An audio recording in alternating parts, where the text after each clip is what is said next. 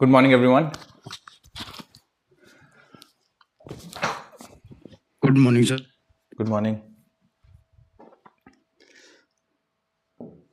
Good morning to you all. चलिए बच्चों बैठ जाइए, शुरू करते हैं डिस्कशन।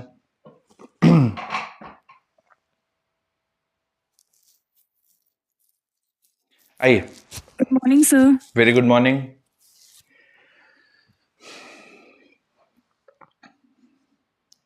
नमस्ते सर। नमस्कार नमस्कार, बैठ जाइए।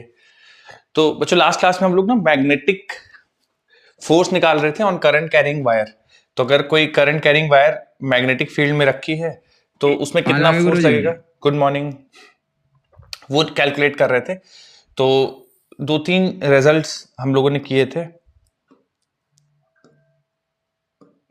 मान लीजिए एक एल लेंथ की वायर है और आई करंट फ्लो कर रहा है इसके थ्रू। ठीक है, एक एल लेंथ की वायर है और उसके थ्रू आई करंट फ्लो कर रहा है और मैग्नेटिक फील्ड कुछ इस तरह से रख रखी है। मान लेते हैं इस डायरेक्शन मैग्नेटिक फील्ड है और करंट कैरिंग वायर और मैग्नेटिक फील्ड के बीच का एंगल थीटा है। ठीक है, तो जो मैग्नेटिक फोर्स इस पे लगेगा था उसका फॉर्मूला हम लोग निकाला था, मैग्नेटिक फोर्स बराबर I times vector L cross vector B, और जो मैग्नीट्यूड ऑफ मैग्नेटिक फोर्स आया था वो था B I L sine theta. ठीक है, और डायरेक्शन ऑफ फोर्स के लिए हम लोगों ने पढ़ा था कि अगर डायरेक्शन ऑफ फोर्स निकालना है तो राइट हैंड फिंगर्स करंट के डायरेक्शन में रखो और palm should be in the direction of magnetic field, तो thumb will give the direction of magnetic force. तो इस केस में जो मैग्नेटिक फोर्स का डायरेक्शन आ जाएगा वो इनटू द प्लेन आ जाएगा। ठीक है, फिर इसमें हम लोगों ने काफी सारी प्रैक्टिस की थी। फिर मैंने आपको ये बताया था कि अगर कोई क्लोज्ड लूप है, ठीक है, कोई इस तरह से क्लोज लूप है, अगर आप इसको यूनिफॉर्म मैग्नेटिक फील्ड में रख देंगे, ठीक है, भले ही वो इनवर्ड्स हो, आउटवर्ड्स हो, राइटवर्ड्स हो, लेफ्टवर्ड्स हो, अगर मैग्नेटिक फील्ड यूनिफॉर्म है तो इस पे लगने वाला मैग्नेटिक फोर्स कितना हो जाएगा बच्चों? क्लोज लूप है तो बताएंगे कोई? सर जीरो हो जाएगा, बिल्कुल, है ना। और कैसा भी हो ठीक है, तो ये मैग्नेटिक फोर्स 0 हो जाएगा अगर लूप क्लोज है। अगर रैंडमली शेप्ड वायर बच्चों इस तरह से कुछ वायर रख दी है, ठीक है, इसमें करंट मान लीजिए फ्लो कर रहा है कुछ इस तरह से, पॉइंट पी से लेकर करंट जा रहा है पॉइंट क्यू तक, और यूनिफॉर्म मैग्नेटिक फील्ड में रखी है वायर, तो इसके लिए बच्चों क्या बताया गया था आपको कि कैसे निकालेंगे यहाँ पे magnetic force? Random shaped wire है तो पीक्यू को ज्वाइन कर देंगे। एब्सोल्युटली पीक्यू को ज्वाइन कर देंगे, करंट की डायरेक्शन में पी को क्यू से मिला देंगे, बिल्कुल। और करंट की डायरेक्शन कैसे लेंगे? जो पहले थी लूप की, पहले थी लूप में, तो पहले पी से क्यू करंट जा रही थी तो इसमें भी पी से क्यू मान लेंगे, है ना। और जो लेंथ होगा वायर का उसको हम लोग एल ले लेंगे, ठीक है, लेंथ ऑफ वायर एल ले लेंगे। तो फिर इस तरह से जो इसमें फोर्स होगा वही इस रैंडमली शेप्ड वायर पे होगा। तो इतना हम लोगों ने पढ़ लिया था। अब आइए और आगे डिस्कशन करते हैं। तो बच्चों अगली हेडिंग डालिए, magnetic force between two parallel current carrying wires. ठीक है, तो हेडिंग डाल लीजिए फिर डिस्कशन करते हैं। Magnetic force between two current carrying wires.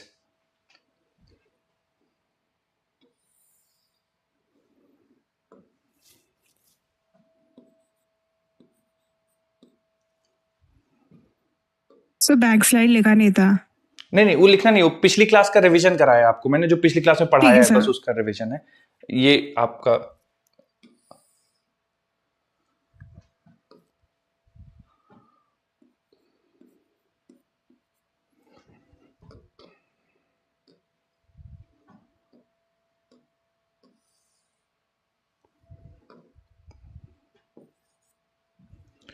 ठीक है, तो बच्चों आप इसमें अभी कुछ लिखे नहीं, पहले मैं समझा देता हूं फिर आप लिखिए। तो बस हेडिंग डाल दीजिए, force between two parallel current carrying wires. ठीक है, थोड़ा समझते हैं बच्चों, आइए इसको देखते हैं क्या है। जैसे दो करंट कैरिंग वायर्स हैं, इनके बीच का फोर्स निकालना है और दोनों इनफाइनाइट है। ठीक है, दोनों इनफाइनाइट है, ये माइनस इंफिनिटी से प्लस इंफिनिटी है, ठीक है, और ये भी माइनस इंफिनिटी से प्लस इंफिनिटी, ऐसे दो वायर्स रख दिए हैं। ठीक है, और फोर्स ऑफ इंटरेक्शन निकालना है। तो हम लोग क्या करते हैं, इस वायर की वजह से फोर्स निकालते हैं I2 पे। ठीक है, force on second due to first. Sir क्या हम उल्टा नहीं कर सकते? क्या सेकेंड की वजह से फर्स्ट पे नहीं निकाल सकते? निकाल सकते हैं। तो आप या तो इसकी वजह से इस पे निकाल दीजिए या इस वाली वायर की वजह से इस पे निकाल दीजिए, दोनों से सेम वैल्यूज आएंगी। ठीक है, तो मैं इस वाली वायर की वजह से इस पे फोर्स निकालता हूं। ठीक है, तो हम लोग क्या करते हैं, इस जो I2 वायर है इसका एक एलिमेंट कंसिडर कर लेते हैं, ठीक है, DL लेंथ का एक एलिमेंट कंसिडर करते हैं और इस DL लेंथ की वायर पे फोर्स निकालते हैं। सर ऐसा क्यों कर रहे हैं, DL लेंथ ही क्यों कंसिडर कर रहे हैं? क्योंकि आप पूरी वायर पे फोर्स देखेंगे ना, चूंकि इनफाइनाइट लेंथ की वायर है तो फोर्स भी इनफाइनाइट होगा, तो हम यूनिट लेंथ पे कितना फोर्स लगेगा वो निकाल रहे हैं, ठीक है। तो DL लेंथ की वायर है, इस पे फोर्स निकालेंगे। तो आपने कहा सर फोर्स अगर इस करंट कैरिंग वायर पे आपको निकालना है तो फॉर्मूला होता है मैग्नेटिक फोर्स का BIL sin थीटा, ठीक है सर, ये फॉर्मूला होता है BIL sin थीटा।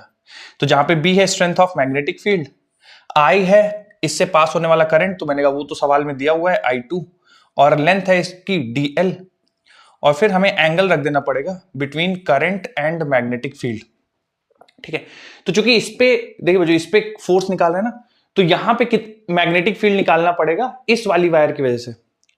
तो ये जो मैग्नेटिक फील्ड है ये इस वाली वायर की वजह से यहां पे कितनी मैग्नेटिक फील्ड है ये आपको निकालना पड़ेगा, ठीक है, क्योंकि बी जो मैग्नेटिक फील्ड होती है, आई जो वहां पे करंट कैरिंग वायर में करंट है, और एल जो उस वायर का लेंथ है इंटू साइन थीटा। तो ये जो बी है जहां पे ये करंट कैरिंग वायर रखा हुआ है वहां पे मैग्नेटिक फील्ड कितनी है, तो ये जो करंट कैरिंग वायर यहां पे रखा हुआ है वहां पे मैग्नेटिक फील्ड आएगी इस वाली वायर की वजह से, ठीक है। तो इस वाली वायर की वजह से यहां पे मैग्नेटिक फील्ड निकालेंगे। सर इसकी मैग्नेटिक फील्ड नहीं काउंट करेंगे क्या? तो देखिए जिस पे आप फोर्स निकालते हैं ना वहां पे कितनी मैग्नेटिक फील्ड है वो काउंट करते हैं, इसकी मैग्नेटिक फील्ड नहीं काउंट करेंगे। जैसे हम लोग इलेक्ट्रिक फील्ड में चार्ज पार्टिकल्स के बीच में फोर्स निकालते थे, तो जिसकी वजह से फोर्स निकालते थे उसकी इलेक्ट्रिक फील्ड काउंट करते थे। इसी तरह से जिस पे फोर्स निकालना है उसकी मैग्नेटिक फील्ड नहीं काउंट करेंगे, जिसकी वजह से निकालना है उसकी मैग्नेटिक फील्ड काउंट करेंगे। तो इस वाली वायर की वजह से इस पॉइंट पे मैग्नेटिक फील्ड, बच्चों को बताना चाहेगा फॉर्मूला, इनफाइनाइट वायर है और d दूरी है, यहाँ पे मैग्नेटिक फील्ड की वैल्यू कोई बताना चाहेगा? Mu naught upon 4 pi 2I1 by R. Very good, mu naught upon 4 pi into 2I1 by R, तो यहाँ पे दूरी d है। तो इस वाली वायर की वजह से इस पॉइंट पे मैग्नेटिक फील्ड की value mu naught upon 4 pi into 2I1 by d। तो यही वाली मैग्नेटिक फील्ड में यहाँ पे रख देता हूँ, म्यू नॉट अपॉन 4 पाई, ठीक है, into 2I1 by d, magnetic field रख दिया। और बच्चों इस वाली वायर की वजह से मैग्नेटिक फील्ड का मैग्नीट्यूड, तो ये डायरेक्शन बता पाएंगे बच्चों, इस वाली वायर की वजह से इस पॉइंट पे direction of magnetic field inward. Inward. तो थंब आपको करंट के डायरेक्शन में रखना है, curling fingers will give the sense of magnetic field. तो यहाँ पे magnetic field into the plane हो गया कुछ इस तरह से, ठीक है। अब direction of magnetic field into the plane और करंट ऊपर की तरफ, तो डायरेक्शन ऑफ मैग्नेटिक फील्ड और करंट के बीच में एंगल कितना हो जाएगा बच्चों? Into the field, into the plane magnetic field है और डायरेक्शन ऑफ करंट ऊपर की तरफ 90 डिग्री। 90 डिग्री, ठीक है। तो यहाँ पे मैं साइन 90 रख देता हूं, ठीक है। तो ये नेट फोर्स हो जाएगा इस DL लेंथ के वायर पे। तो मैग्नेटिक फोर्स की वैल्यू बन जाएगी आपकी mu naught upon 4 pi into 2I1 I2 by d, mu naught upon 4 pi, sorry, mu naught upon 4 pi into 2I1 I2 by d, और साइन 90 की वैल्यू हो जाएगी 1 इंटू DL, ठीक है। तो अगर आप फोर्स पर यूनिट लेंथ निकालना चाहो, यानी F magnetic force per unit length, ठीक है। सब पर यूनिट लेंथ क्यों निकालना है? क्योंकि देखिए अगर इनफाइनाइट वायर है तो फोर्स भी इनफाइनाइट हो जाएगा। तो पर यूनिट लेंथ फोर्स की वैल्यू हो जाएगी mu naught upon 4 pi into 2I1 I2 by d, ठीक है। अच्छा, ये तो मैग्नीट्यूड ऑफ फोर्स हो गया। अब ये आपको रिजल्ट याद रखना है। दूसरा आता है डायरेक्शन ऑफ फोर्स। तो बच्चों बता पाएंगे direction of force on this wire, किस तरफ डायरेक्शन आएगा फोर्स का? तो आप L क्रॉस B यूज करिए, करंट के डायरेक्शन में राइट हैंड की फिंगर्स यूज करिए, ठीक है, राइट हैंड फिंगर्स रखेंगे।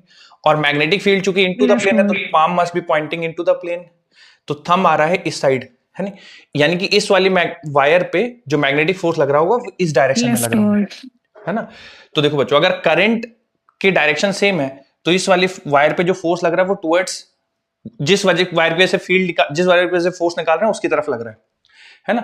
तो ये इस पे फोर्स इस साइड लगेगा। तो Newton's third law, action reaction, अगर इस वाली पे फोर्स इधर लग रहा है तो इस वाली वायर पे फोर्स इधर लगेगा, ठीक है। आप चाहो तो निकाल सकते हो। तो दोनों फोर्स, तो दोनों एक वायर से एक दूसरे को अट्रैक्ट करेंगे if the sense of current is same.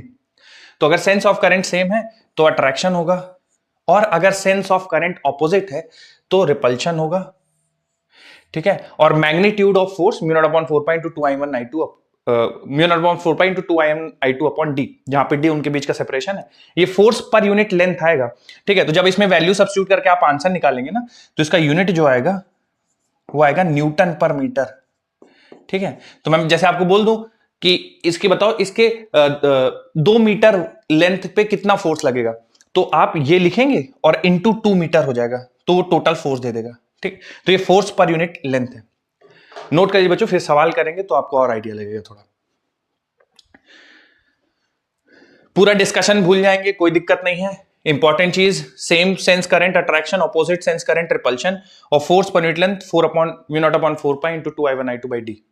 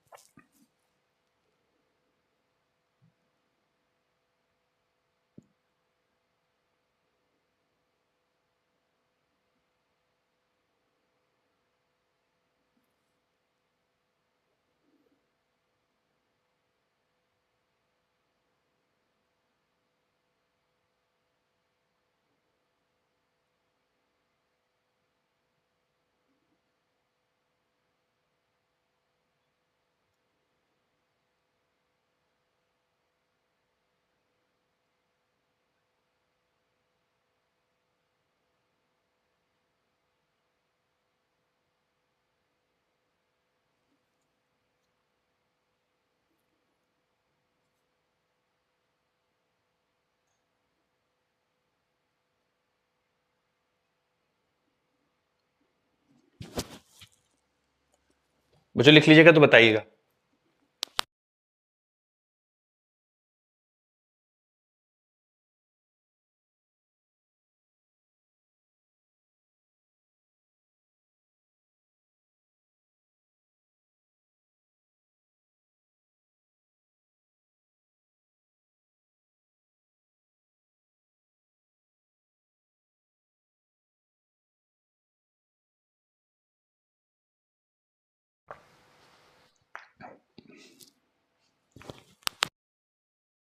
Sir बोलिए बोलिए। सर जरा इसको एक सम कर देंगे सर जरा। हाँ हाँ बिल्कुल।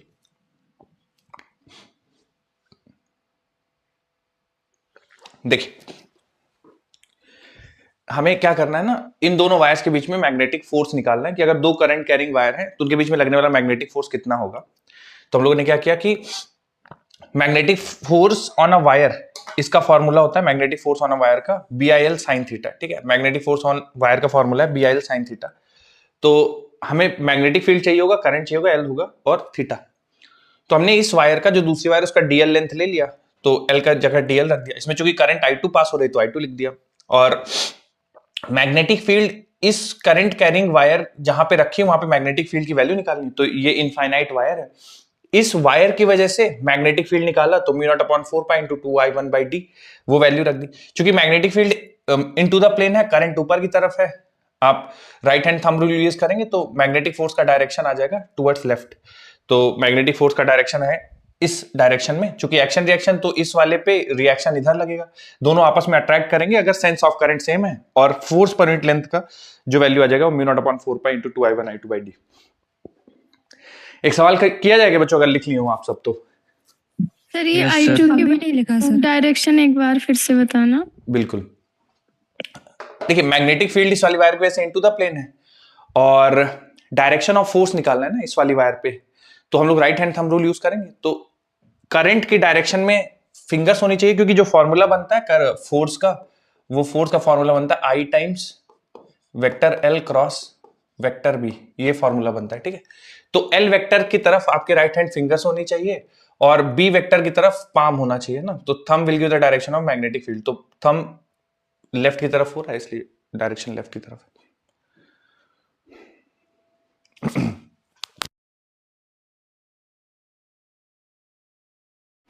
आइए सवाल करते हैं बच्चों एक और।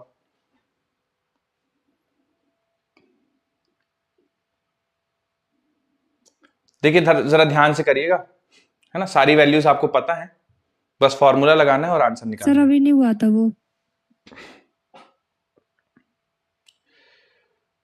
जल्दी लिखिए बच्चों, है ना।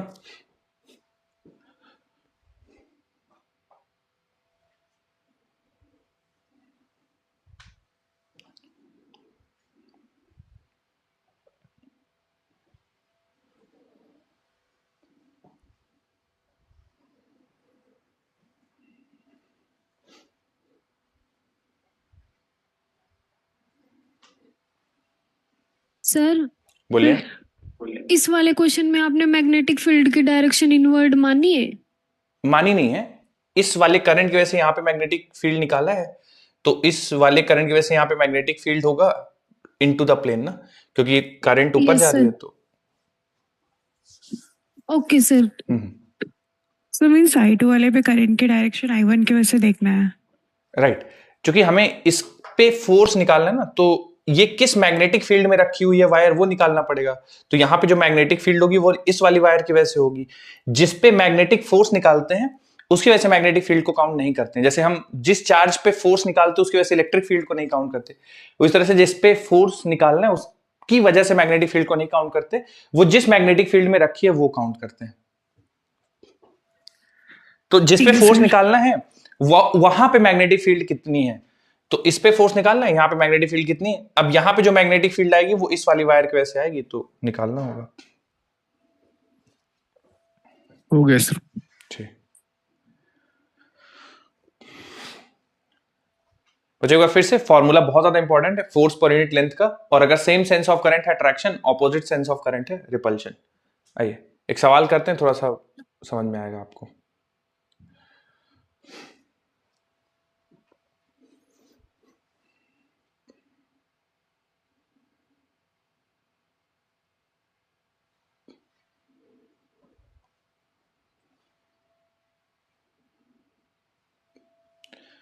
तो जो क्यू वाली वायर पे आपको फोर्स निकालना है, तो पहले P की वजह से निकाल दीजिए, फिर R की वजह से निकाल दीजिए, और फिर सेंस मतलब डायरेक्शन सोच के फिर प्लस माइनस जो भी आपको करना है कर लीजिए।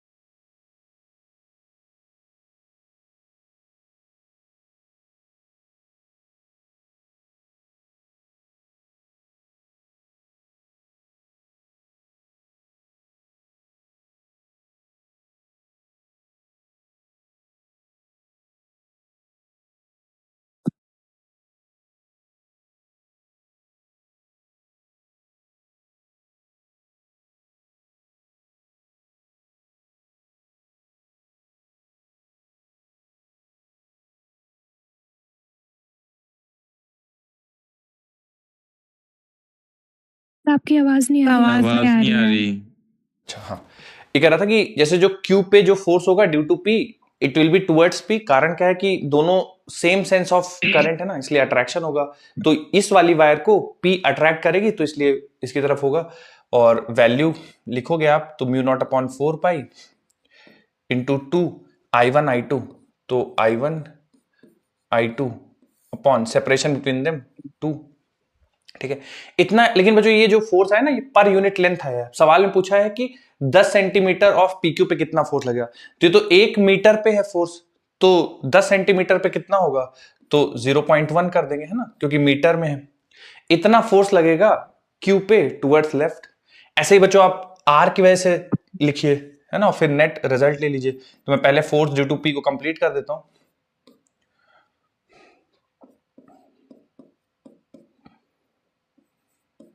सेकेंड ऑप्शन आ रहा है। ओके बच्चों, फोर्स ड्यू टू P जो आएगा वो 8 × 10⁻⁻8 इतने न्यूटन आएगा, एंड टुवर्ड्स लेफ्ट आएगा force due to P।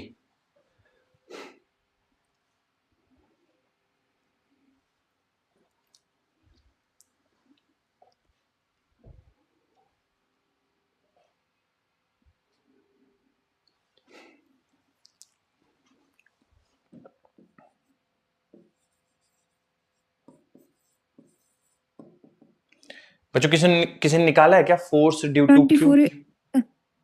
24 into 10⁻⁻8।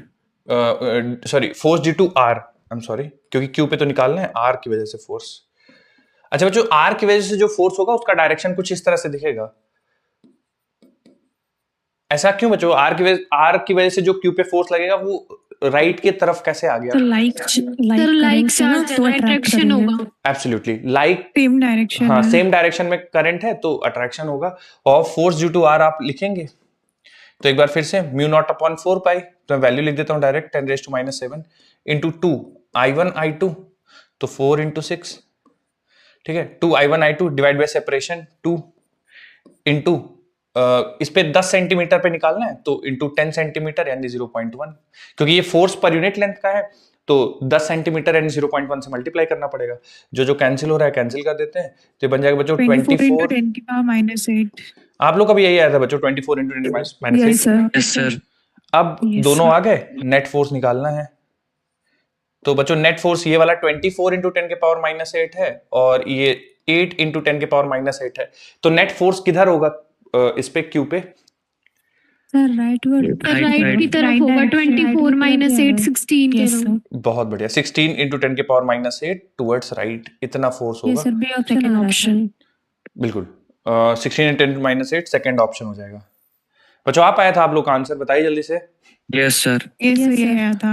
ठीक है, कुछ कंफ्यूजन हो तो पूछ लीजिए। तो इस तरह से दो वायर्स के बीच में आप फोर्स निकाल सकते हैं।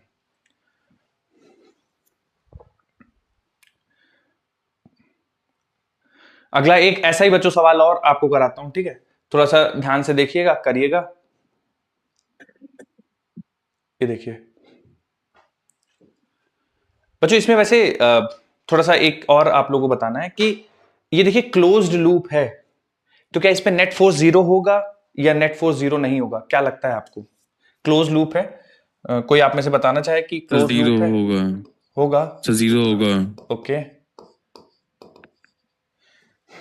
क्योंकि एल इफेक्टिव 0 है तो नेट फोर्स पे 0 हो जाएगा फोर्स। सर 0 नहीं होगा। 0 नहीं होगा, कारण बताएंगे बेटा क्यों नहीं 0 होगा? सर इसमें 0 क्योंकि सर इसमें AD सेगमेंट है और BC सेगमेंट है, दोनों पे इक्वल फोर्स नहीं लग रहा है तो कैंसिल नहीं हो पाएंगे। बहुत बढ़िया, बहुत बढ़िया बच्चों, फोर्स नॉन जीरो है, ये बात सही है और इनका एक्सप्लेनेशन भी सही है। लेकिन हम लोगों ने एक पढ़ा तो था कि सब जब भी क्लोज लूप रखा जाएगा तो फोर्स 0 सर होगा। साइड में इसके करंट कैरिंग वायर भी रखी है, सर वो तो यूनिफॉर्म अलग होगा दोनों का। हाँ, जब हम लोगों ने बच्चों ये पढ़ा था ना, सर, उसके साथ एक कंडीशन भी पढ़ी थी कि it is valid for uniform magnetic field, जब लूप यूनिफॉर्म मैग्नेटिक फील्ड में रखा हो। लेकिन ये लूप यूनिफॉर्म मैग्नेटिक फील्ड में नहीं रखा है, जो चूंकि ये वायर की वजह से जो मैग्नेटिक फील्ड प्रोड्यूस होगी वो नॉन यूनिफॉर्म होगी। यहाँ पे स्ट्रेंथ ऑफ मैग्नेटिक फील्ड ज्यादा है, यहाँ पे स्ट्रेंथ ऑफ मैग्नेटिक फील्ड कम है, तो नेट फोर्स 0 नहीं होगा। अगर ये वायर हटा के मैं यूनिफॉर्म मैग्नेटिक फील्ड लगा दूंगा तो 0 हो जाएगा, इस केस में 0 नहीं होगा। तो बिल्कुल सही बात है, नॉन 0 है क्योंकि नॉन यूनिफॉर्म मैग्नेटिक फील्ड में रखा हुआ है। अब आप आंसर बताइए।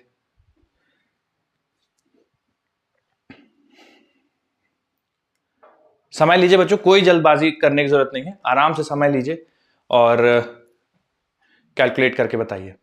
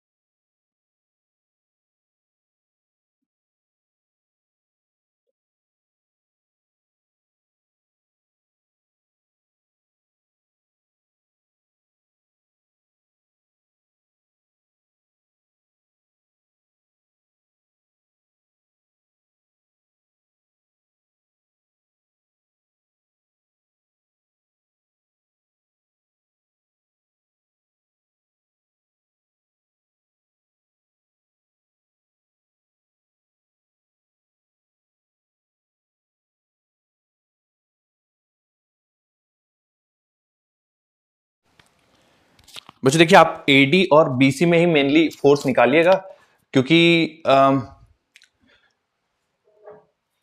ए बी और सी डी में जो फोर्सेस होंगे ना, ठीक है, वो एक दूसरे को कैंसिल कर देंगे। तो क्यों कैंसिल करेंगे, कैसे कैंसिल करेंगे, मैं आपको समझाऊंगा। तो आप एडी और बीसी पे फोर्स मत निकालिएगा, क्योंकि एक दूसरे को कैंसिल कर देंगे। जितना फोर्स ऊपर लगेगा उतना ही फोर्स नीचे लगेगा, या डायरेक्शन एक सेकंड में चेक कर लेता हूं। हाँ, तो जितना ऊपर लगेगा उतना ही नीचे लगेगा। तो आप ए बी और सी डी पे मत निकालिए, क्योंकि उनका जुड़ के 0 हो जाएगा।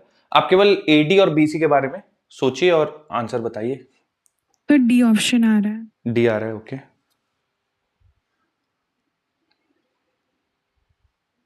Done sir. ठीक है, कौन सा आ रहा है बताइए ऑप्शन। Fourth option. फोर्थ आ रहा है, ठीक ठीक।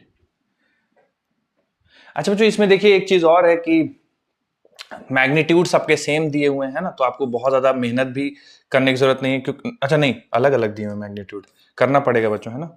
अगर सेम मैग्नीट्यूड होता तो फिर दिक्कत नहीं होती। मैग्नीट्यूड अलग अलग है, और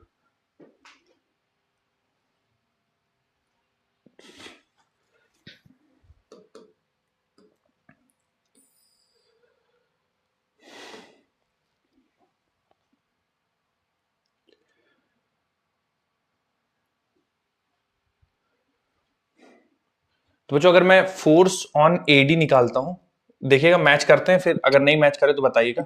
फोर्स ऑन एडी निकालते हैं तो हमने फॉर्मूला पढ़ा है म्यू नॉट अपॉन 4 पाई, तो लिख देते हैं mu naught upon 4 pi into 2 I1 I2 और डिवाइडेड बाई डी। तो इनके बीच का सेपरेशन 5 सेंटीमीटर है, तो 5 इंटू 10 की power -2 mu naught upon 4 pi into 2 I1 I2 by D. और बच्चों एक रेक्टेंगुलर लूप है, 10 सेंटीमीटर इसकी लेंथ है, तो यहां पे भी 10 सेंटीमीटर लिख देंगे, ठीक है, इंटू 10 सेंटीमीटर यानी 0.1, ठीक है। अब जो जो कैंसिल कर रहे हैं उनको कैंसिल कर देते, तो 5, ये 5, और ये बन जाएगा बच्चों 5 10, और तो ये बच्चों बन जाएगा 15 इंटू 10 के पावर -5। बच्चों देखिए फोर्स ऑन एडी आप लोग का आया है क्या, 15 इंटू 10 के पावर -5, कुछ इस टाइप से, या यस सर, यही आया है, यही ठीक आया है। है। इससे ये है। और इनके बीच में जैसे ये वायर है और ये वायर है, एडी है, तो बच्चों अट्रैक्शन होगा या रिपल्शन होगा, क्या लगता है आपको। मतलब एडी पे फोर्स किधर लगेगा, एडी पे अट्रैक्शन। सर अट्रैक्शन होगा, लाइक चार्जेस है। एब्सोल्युटली। तो अट्रैक्शन होगा तो एडी पे राइट की तरफ फोर्स लग जाएगा, लेफ्ट की तरफ एडी पे, लेफ्ट की तरफ। लेफ्ट की तरफ फोर्स लग जाएगा, लेफ्ट की तरफ। बिल्कुल। तो इतना फोर्स लगेगा और लेफ्ट की तरफ लग जाएगा। अब आइए बीसी पे फोर्स निकालते हैं। तो जब आप बीसी फोर्स निकालेंगे तो फिर से लिखेंगे mu naught upon 4 pi into 2 I1 हो गया बच्चों 25, ठीक है, I2 हो गया है फिर से 15 एम्पियर, म्यू नॉट अपॉन 4 पाई 2 I1 I2 upon separation. Separation इस बार बच्चों 5 और प्लस 25 30 सेंटीमीटर, तो 30 इंटू 10 के यस पावर सर। -2, बिल्कुल। और लेंथ एक बार फिर से 10 सेंटीमीटर ले लेंगे तो 0.1 हो जाएगी, ठीक है। कैंसिल कर देते हैं, तो 5 6 और 3 2 3 5, ठीक है, 2 से 2 कैंसिल कर देते हैं। तो बच्चों बनेगा आपके पास 25 यानी 2.5 इंटू 10 के पावर -5 इतने न्यूटन। और डायरेक्शन किधर आएगा बच्चों, अगर हम लोग बीसी पे बात करें तो direction on BC, right direction.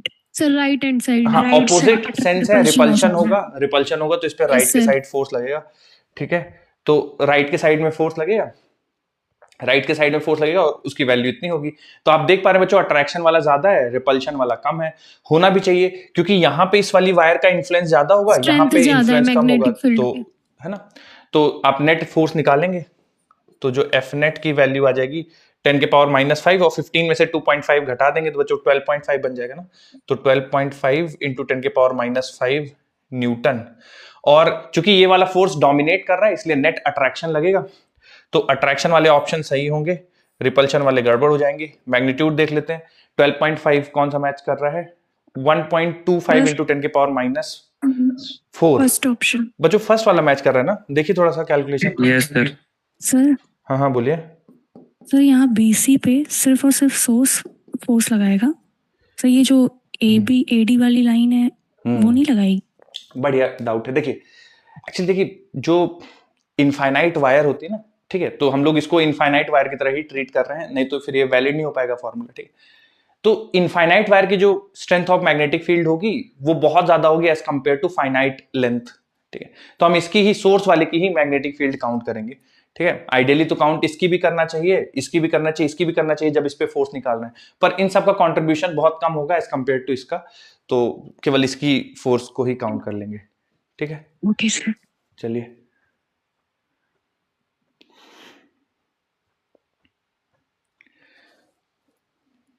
Change कर रहा हूं बच्चों स्लाइड। किसी को कुछ भी डाउट हो, कंफ्यूजन हो तो पूछ लीजिए। सर 1 सेकंड बस। लिखिए लिखिए।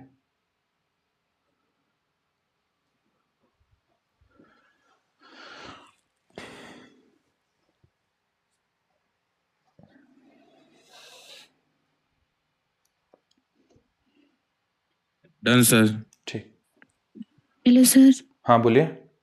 सर एबी और डीसी की वजह से क्यों नहीं होगा, ये समझ में नहीं।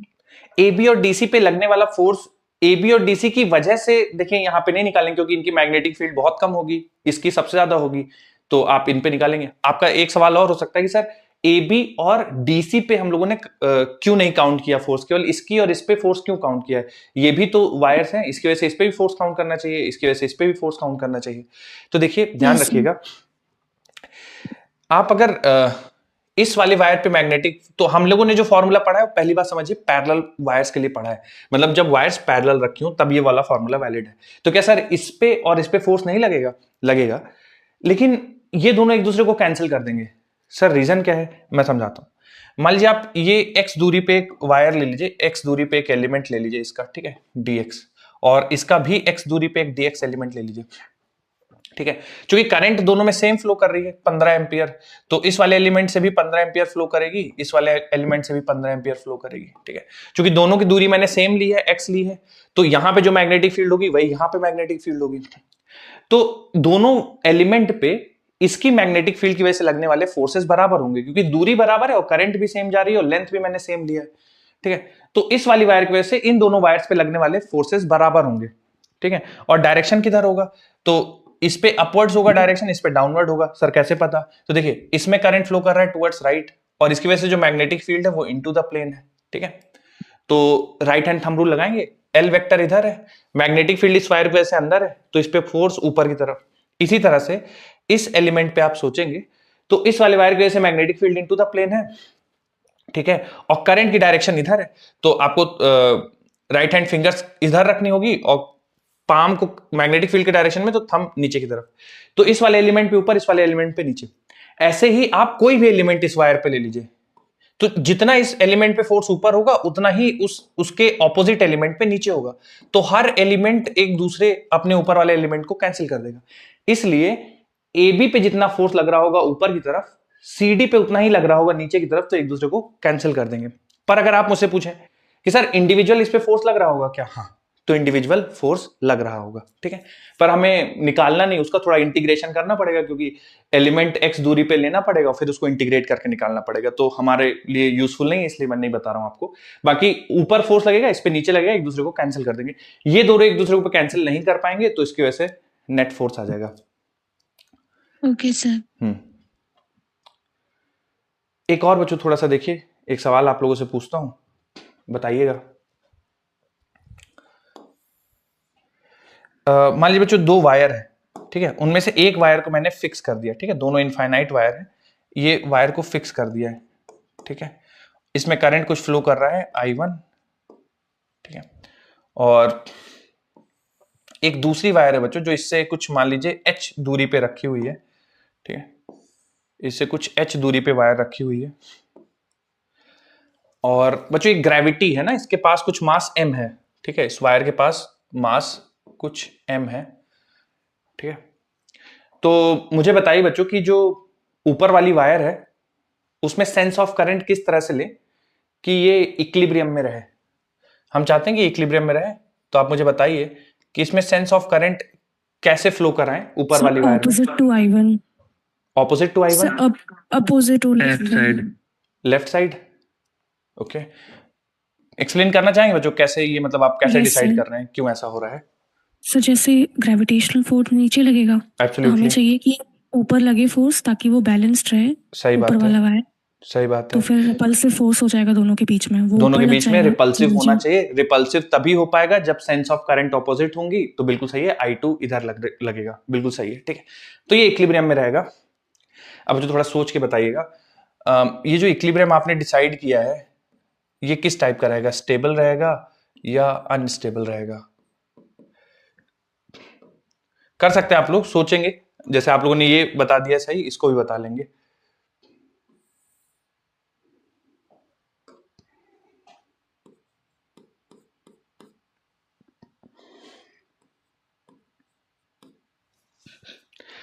आप चेक करते हैं ना स्टेबल अनस्टेबल, किस तरह से चेक करते हैं? आई होप याद होगा।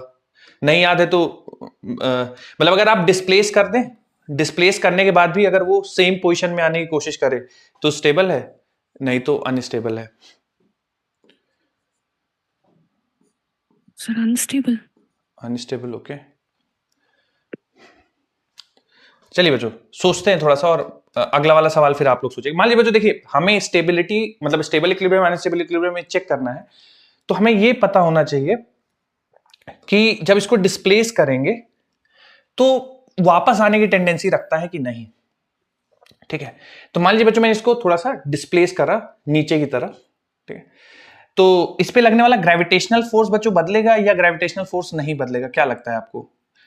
सेम रहेगा। सेम रहेगा, क्योंकि हम लोग जी का रहेगा। वेरिएशन बहुत हाइट में जब करते हैं तब, तो इसमें हल्का सा डिस्प्लेस कर रहे हैं तो जी में कोई वेरिएशन होगा नहीं। मास से में तो ग्रेविटेशनल फोर्स सेम रहेगा। दूसरा सवाल, जब आप इसको थोड़ा सा नीचे लाएंगे तो इस पे लगने वाला मैग्नेटिक फोर्स बढ़ जाएगा या मैग्नेटिक फोर्स उतना ही रहेगा या घट जाएगा? क्या लगता है आपको मैग्नेटिक फोर्स के बारे में, जब इनके बीच की दूरी घटा इंक्रीज हो देंगे? जाएगा। हाँ हाँ, इंक्रीज होगा। डिक्रीज होगा। डिक्रीज होगा, बढ़ेगा। बढ़ेगा, बढ़ जाएगा। बढ़ेगा सर, इंक्रीज बढ़ेगा। होगा सर। मैग्नेटिक फोर्स बच्चों बढ़ जाएगा, इट विल इंक्रीज। कारण क्या है बच्चों वैसे इंक्रीज होने का? सही बात है, इंक्रीज हो जाएगा मैग्नेटिक फोर्स। कारण क्या है? Distance decrease change of vibration कम हो रही है सर। है ना, जो डिनोमिनेटर में उनके बीच की दूरी वाला टर्म है वो कम हो गया, तो मैग्नेटिक फोर्स बढ़ जाएगा, रिपल्शन बढ़ जाएगा। तो अब मुझे बताइए बच्चों, इस वायर की ऊपर जाने की टेंडेंसी होगी या और नीचे आने की टेंडेंसी होगी? ऊपर जाने की ऊपर टेंडेंसी जाने होगी। ऊपर जाने की, क्योंकि बच्चों देखिए यहां पे मैग्नेटिक फोर्स बढ़ गया ना। पहले क्या था कि जितना भी मैग्नेटिक फोर्स था वो mg को बैलेंस कर रहा था, जैसे ही आपने नीचे किया इस पे कोई फर्क नहीं पड़ा, लेकिन ये डोमिनेट करने लगा। जब ये डोमिनेट करने लगेगा तो ये ऊपर ले जाएगा। समझ पा रहे हैं बात? Yes sir. तो अगर ये ऊपर जाने की टेंडेंसी है तो बताइए फिर कौन सा इक्विलिब्रियम होगा इन दोनों में से? Stable. Stable. Stable. Stable equilibrium होगा, क्योंकि डिस्प्लेस करने के बाद वापस से ऊपर जाने की टेंडेंसी है, इसलिए स्टेबल। तो बहुत अगर आप स्मॉल डिस्प्लेसमेंट करके रिलीज करेंगे ना बच्चों, तो ये वायर एसएचएम करेगी, ठीक है। अगला सवाल बताइए कि इसमें सेंस ऑफ करंट किस तरह से हो कि ये इक्विलिब्रियम में रहे। ऊपर वाली वायर फिक्स है, नीचे वाली मास m की वायर है, तो सेंस ऑफ करंट किधर हो कि ये right same side. To I1। Same as I1? Same yes sir. Opposite होगा सर। ऑपोजिट होगा? सेम सेम होगा सर। सेम होगा सर। सेम होगा सर। एक्सप्लेन करना चाहेंगे वैसे क्यों बोल रहे हैं आप लोग सेम या सब ऑपोजिट? नीचे mg लग रहा है तो Right. ऊपर चाहिए अट्रैक्टिव फोर्स। हाँ, नीचे mg लग रहा है तो जो मैग्नेटिक फोर्स होना चाहिए वो ऊपर होना चाहिए। तो अट्रैक्टिव जब होगा तभी मैग्नेटिक फोर्स ऊपर पॉसिबल होगा, अट्रैक्शन तभी होगा जब दोनों में सेंस ऑफ करंट सेम होगा। बहुत बढ़िया, तब ये इक्विलिब्रियम में रहेगा, एकदम सही है। इसके लिए बच्चों बताइए स्टेबल होगा या अनस्टेबल होगा? थोड़ा सा सोचिए आप लोग और बताइए, स्टेबल या अनस्टेबल? सर अनस्टेबल होगा। अनस्टेबल होगा। अनस्टेबल होगा। Yes sir. एक्सप्लेन करना चाहेंगे कैसे? मान लीजिए मैं इसको थोड़ा सा नीचे डिस्प्लेस कर देता हूँ वायर को, ठीक है, ऐसे डिस्प्लेस कर देते हैं नीचे, ठीक है। तो ग्रेविटी पे तो कोई फर्क नहीं पड़ेगा, ग्रेविटी एज इट इज रहेगा। मैग्नेटिक फोर्स पे क्या फर्क पड़ेगा? मैग्नेटिक फोर्स पे जब आप दूरी बढ़ाते डिक्रीज हो जाएगी। कम हो जाएगा। डिक्रीज हो जाएगा। हैं मैग्नेटिक फोर्स डिक्रीज हो जाएगा, क्योंकि दूरी बढ़ा रहे हैं ना, तो मैग्नेटिक फोर्स डिक्रीज हो जाएगा। मैग्नेटिक फोर्स डिक्रीज हो जाएगा, पहले दोनों इक्विलिब्रियम में थे, नीचे लाए magnetic force sorry gravitational force उतना ही रहा, मैग्नेटिक फोर्स कम हो गया। तो कौन डोमिनेट कर जाएगा इन दोनों में से फिर? ग्रेविटी। mg डोमिनेट कर जाएगा। तो mg जिधर dominate। आपने Yes, sir, डिस्प्लेस yes, किया sir. उधर ही जाना शुरू कर देगा ना, तो ये वाला जो इक्विलिब्रियम होगा वो अनस्टेबल। अनस्टेबल। नोट कर लीजिए, फिर आगे बढ़ते हैं।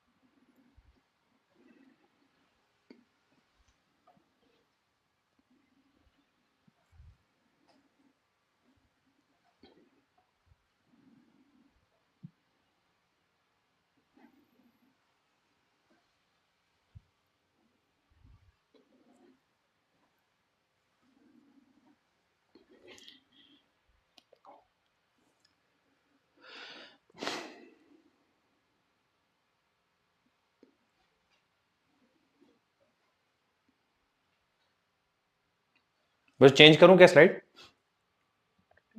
यस सर, रुक जाइए। लिखिए लिखिए, सर कल क्लास होगा? फिर से बोलिए। सर कल क्लास होगा? मैं नहीं समझा आपकी बात। Class loss? क्लास कल क्लास की क्लास होगी क्या सर? कल की क्लास? मैं समझ नहीं पा रहा हूँ क्या बोल रहे हो आप। सर कल क्लास है या नहीं ये पूछ रहे हैं। अच्छा कल क्या है कल?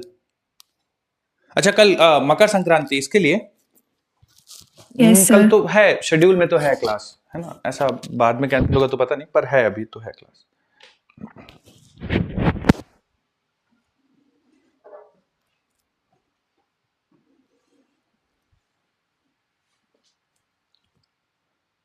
कुछ अगर लिख लिया है तो फिर हेडिंग डाल लीजिए, definition of ampere.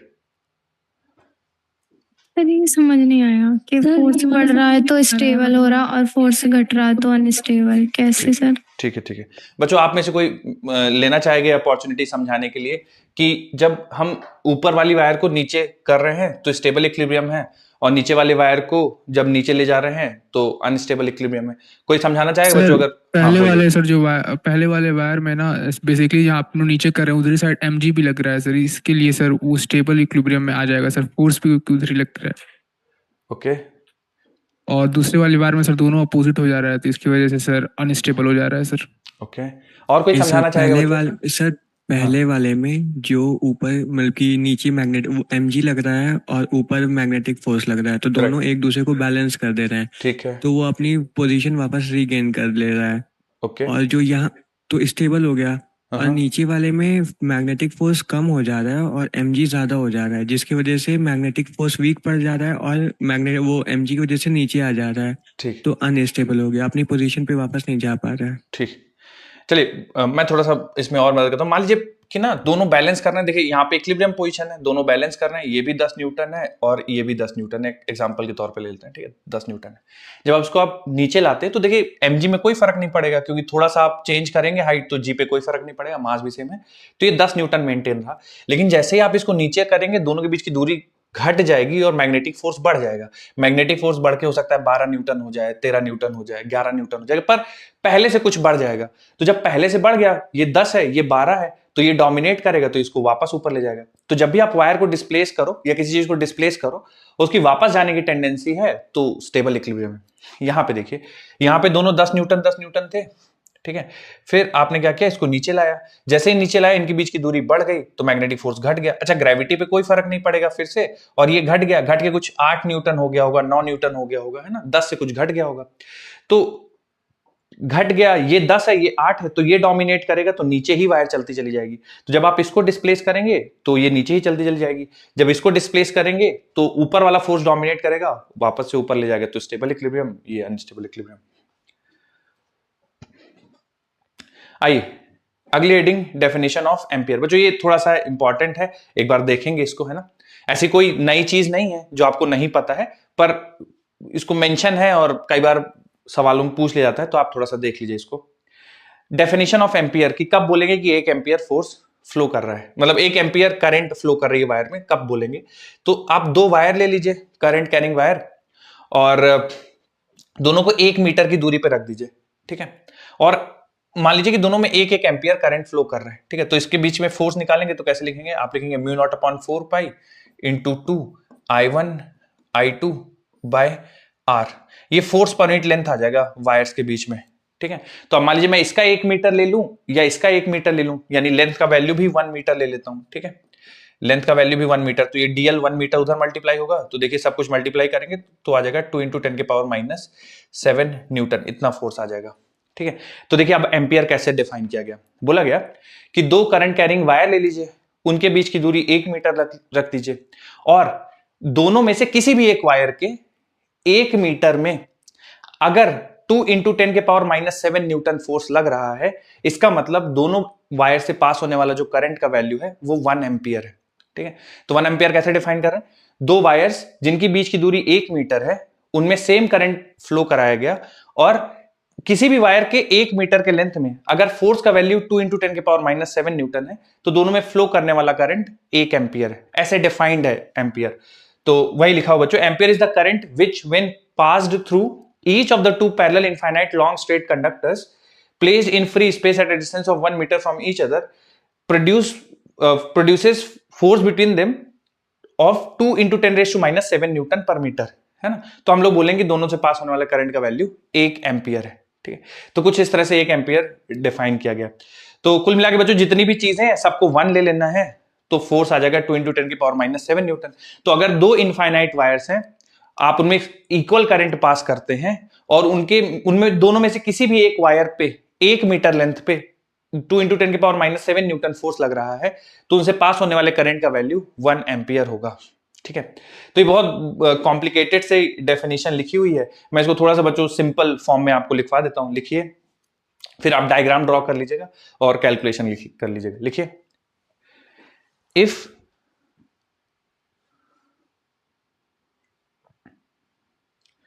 force acting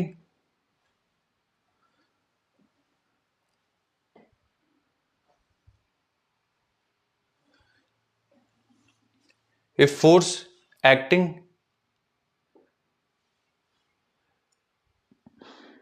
if force acting between two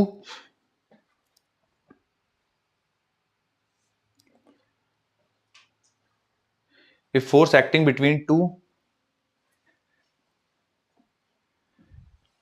if force acting between two infinite if force acting between two infinite current carrying wire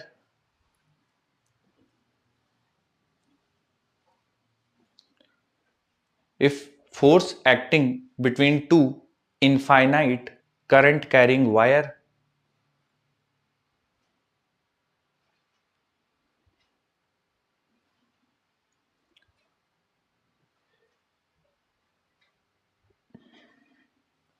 placed at if force acting between two infinite current carrying wire placed at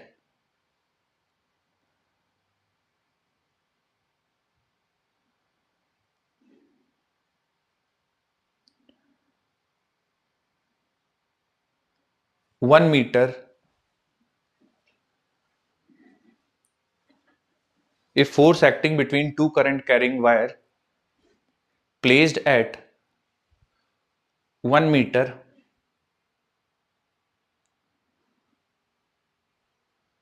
is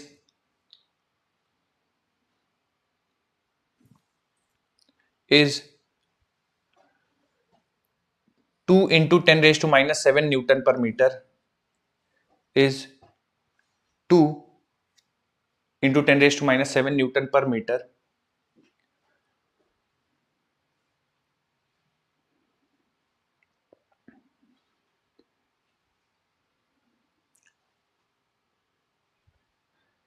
then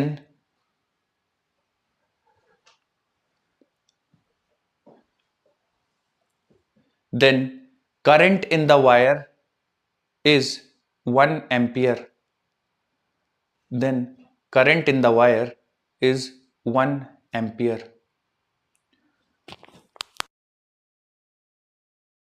अब wire की बात क्या था? मैं फिर से repeat कर देता हूं पूरा, देखिए। If force acting between two infinite current carrying wires placed at 1 meter is 2 into 10 raised to minus 7 Newton per meter, then current flowing in the wires is 1 ampere.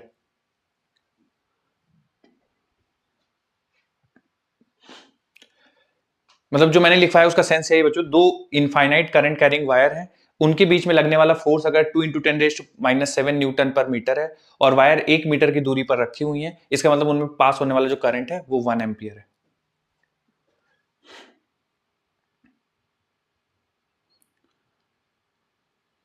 Sir रुक जाइए, लिखिए लिखिए।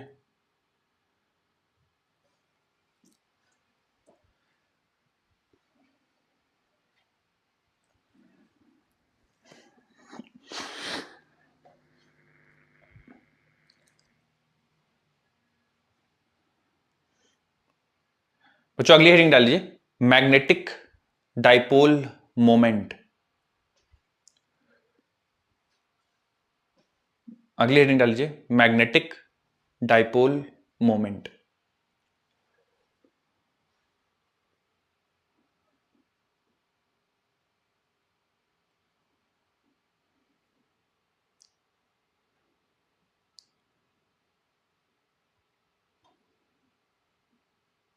चलिए, मैग्नेटिक डाइपोल मोमेंट। बच्चों ये concept हम लोगों ने ऑलरेडी करंट इलेक्ट्रिसिटी नहीं इलेक्ट्रोस्टैटिक्स में पढ़ा था, इलेक्ट्रिक चार्जेस एंड फील्ड में। देखिए मैं थोड़ा सा आप लोगों से पूछता हूं, होपफुली आप लोग को याद होगा। बच्चों अगर हम लोग इलेक्ट्रिक डाइपोल मोमेंट की बात करें तो हम लोग दो charges at a small separation place करते थे और इलेक्ट्रिक डाइपोल मोमेंट की वैल्यू आया करती थी। किसी को याद है बच्चों कितना आया करता था electric dipole moment? Sir Q into L Magnitude Q into of one L. charge into length. Q हाँ, into D. One of the charges into separation between them. और डायरेक्शन ऑफ डाइपोल मोमेंट बच्चों किधर से किधर लेते थे? Negative to positive, Negative to negative to positive. Positive. बिल्कुल, नेगेटिव टू पॉजिटिव, है ना, इस तरह से हम लोग लेते थे, है ना, और इनके बीच का सेपरेशन L मानते थे। ठीक है, एग्जैक्टली सेम ऐसा ही बिना किसी अंतर के मैग्नेटिक डाइपोल मोमेंट भी डिफाइन किया गया है। थोड़ा सा देखते हैं, बिल्कुल सेम, कुछ भी आपको डिफरेंस नहीं दिखेगा। बस हाँ, ऑब्वियसली चार्जेस, चूंकि मैग्नेट है तो चार्जेस का इस्तेमाल नहीं करेंगे। मान लीजिए बच्चों इधर एक नॉर्थ पोल है और एक साउथ पोल है, तो मैग्नेटिक फील्ड लाइंस मैंने बताया था वो जो बाहर मैग्नेट के नॉर्थ से साउथ जाते हैं, और विद इन मैग्नेट जो मैग्नेटिक फील्ड लाइंस हैं साउथ टू नॉर्थ। ठीक है, बिल्कुल ऐसा होगा। तो इसमें जो मैग्नेटिक मोमेंट का डायरेक्शन होगा वो भी साउथ टू नॉर्थ होगा। ठीक है, जैसे यहाँ पे निगेटिव टू पॉजिटिव, यहाँ पे साउथ टू नॉर्थ। तो यहाँ पे ऐसा मानेंगे कि जो साउथ पोल है इट बिहेव्स एज नेगेटिव और जो नॉर्थ पोल है इट बिहेव्स एज पॉजिटिव। ठीक है, हालांकि मैग्नेटिक फील्ड लाइंस का कोई एंड पॉइंट स्टार्टिंग पॉइंट नहीं होता, बाद में फील्ड लाइंस फिर ऐसा घूम करके इधर आ जाएंगी, पर हम अभी उसमें इंटरेस्टेड नहीं, हम मैग्नेटिक डाइपोल मोमेंट। तो south pole will be treated as negative charge, north pole will be treated as positive charge, and direction of magnetic moment is from south to north। ठीक है, तो मैग्नेटिक मोमेंट की value कैसे निकालेंगे बच्चों? तो magnetic moment हम लोग लिखते हैं म्यू, वेक्टर म्यू बराबर, जैसे यहां पे चार्ज इनटू सेपरेशन लिखते हैं, यहां पे लिखते हैं बच्चों pole strength into separation between the pole strength. ठीक है, तो pole strength into separation between pole strength, है ना, m इनटू डी। ठीक है, आप ऐसे लिख दीजिए। और डायरेक्शन क्या होगी? डायरेक्शन होगी from south to north, direction होगी साउथ टू नॉर्थ। ठीक है, अब जो डाइपोल मैग्नेटिक डाइपोल मोमेंट है इसकी यूनिट होती है बच्चों एम्पियर मीटर स्क्वायर। ठीक है, क्वांटिटी कैसा होता है? Vector quantity. ठीक है, तो बच्चों पोल स्ट्रेंथ की जो यूनिट होगी, पोल स्ट्रेंथ की यूनिट हो जाएगी ampere metre square. Pole strength होगा एम्पियर मीटर स्क्वायर। ठीक है, डिवाइडेड बाई डी है मीटर, तो ampere metre square by metre, तो पोल स्ट्रेंथ की यूनिट हो जाएगी एम्पियर मीटर। बच्चों पोल स्ट्रेंथ को आप ऐसा चार्ज कि अगर मान लीजिए हम हाइपोथेटिकल स्पीकिंग कि कहीं कैसे भी अगर हम दो पोल्स को अलग कर पाए तो जो एक पोल होगा वो उसकी जो स्ट्रेंथ होगी वो पोल स्ट्रेंथ कहलाएगा। ठीक है, तो जितना जैसे एक चार्ज का जो मैग्नीट्यूड है वो चार्ज है, वैसे एक पोल जो है पोल स्ट्रेंथ। जैसे चार्ज आप कैसे समझते हैं कि किसी चार्ज का मैग्नीट्यूड ज्यादा है या चार्ज का मैग्नीट्यूड कम है? उससे निकलने वाली नंबर ऑफ फील्ड लाइंस जितनी ज्यादा उसका चार्ज का स्ट्रेंथ उतना ज्यादा होगा। तो पोल स्ट्रेंथ हम लोग ज्यादा ऐसे समझते हैं कि जिससे निकलने वाली नंबर ऑफ फील्ड लाइंस ज्यादा उसका पोल स्ट्रेंथ ज्यादा। चार्ज का हम लोग सोचते हैं कि 1 मीटर की दूरी पे जितना ज्यादा स्ट्रॉन्ग अट्रैक्टिव फोर्स लगाया गया है, जितना ज्यादा स्ट्रॉन्ग इलेक्ट्रिक फील्ड होगा उतना ज्यादा उसका मैग्नीट्यूड। वैसे पोल स्ट्रेंथ के बारे में सोचते हैं कि इसके 1 मीटर दूरी पे इससे जितनी स्ट्रॉन्ग मैग्नेटिक फील्ड प्रोड्यूस होगी उतना ज्यादा पोल स्ट्रेंथ होगा। तो पोल स्ट्रेंथ को एकदम चार्जेस की तरह ट्रीट करना है। और बच्चों बस बेसिक थोड़ा सा याद रखिएगा, मैग्नेटिक डाइपोल मोमेंट बराबर pole strength into separation between them. M कहलाता है बच्चों पोल स्ट्रेंथ, एम कहलाता है पोल स्ट्रेंथ, और म्यू कहलाता है मैग्नेटिक डाइपोल मोमेंट, और डायरेक्शन मैंने आपको बता दिया साउथ टू नॉर्थ रहेगा। सर सवाल कैसे बनेंगे? जैसे मैं एक एग्जांपल के तौर पे आपसे सवाल देखिए कराता हूं।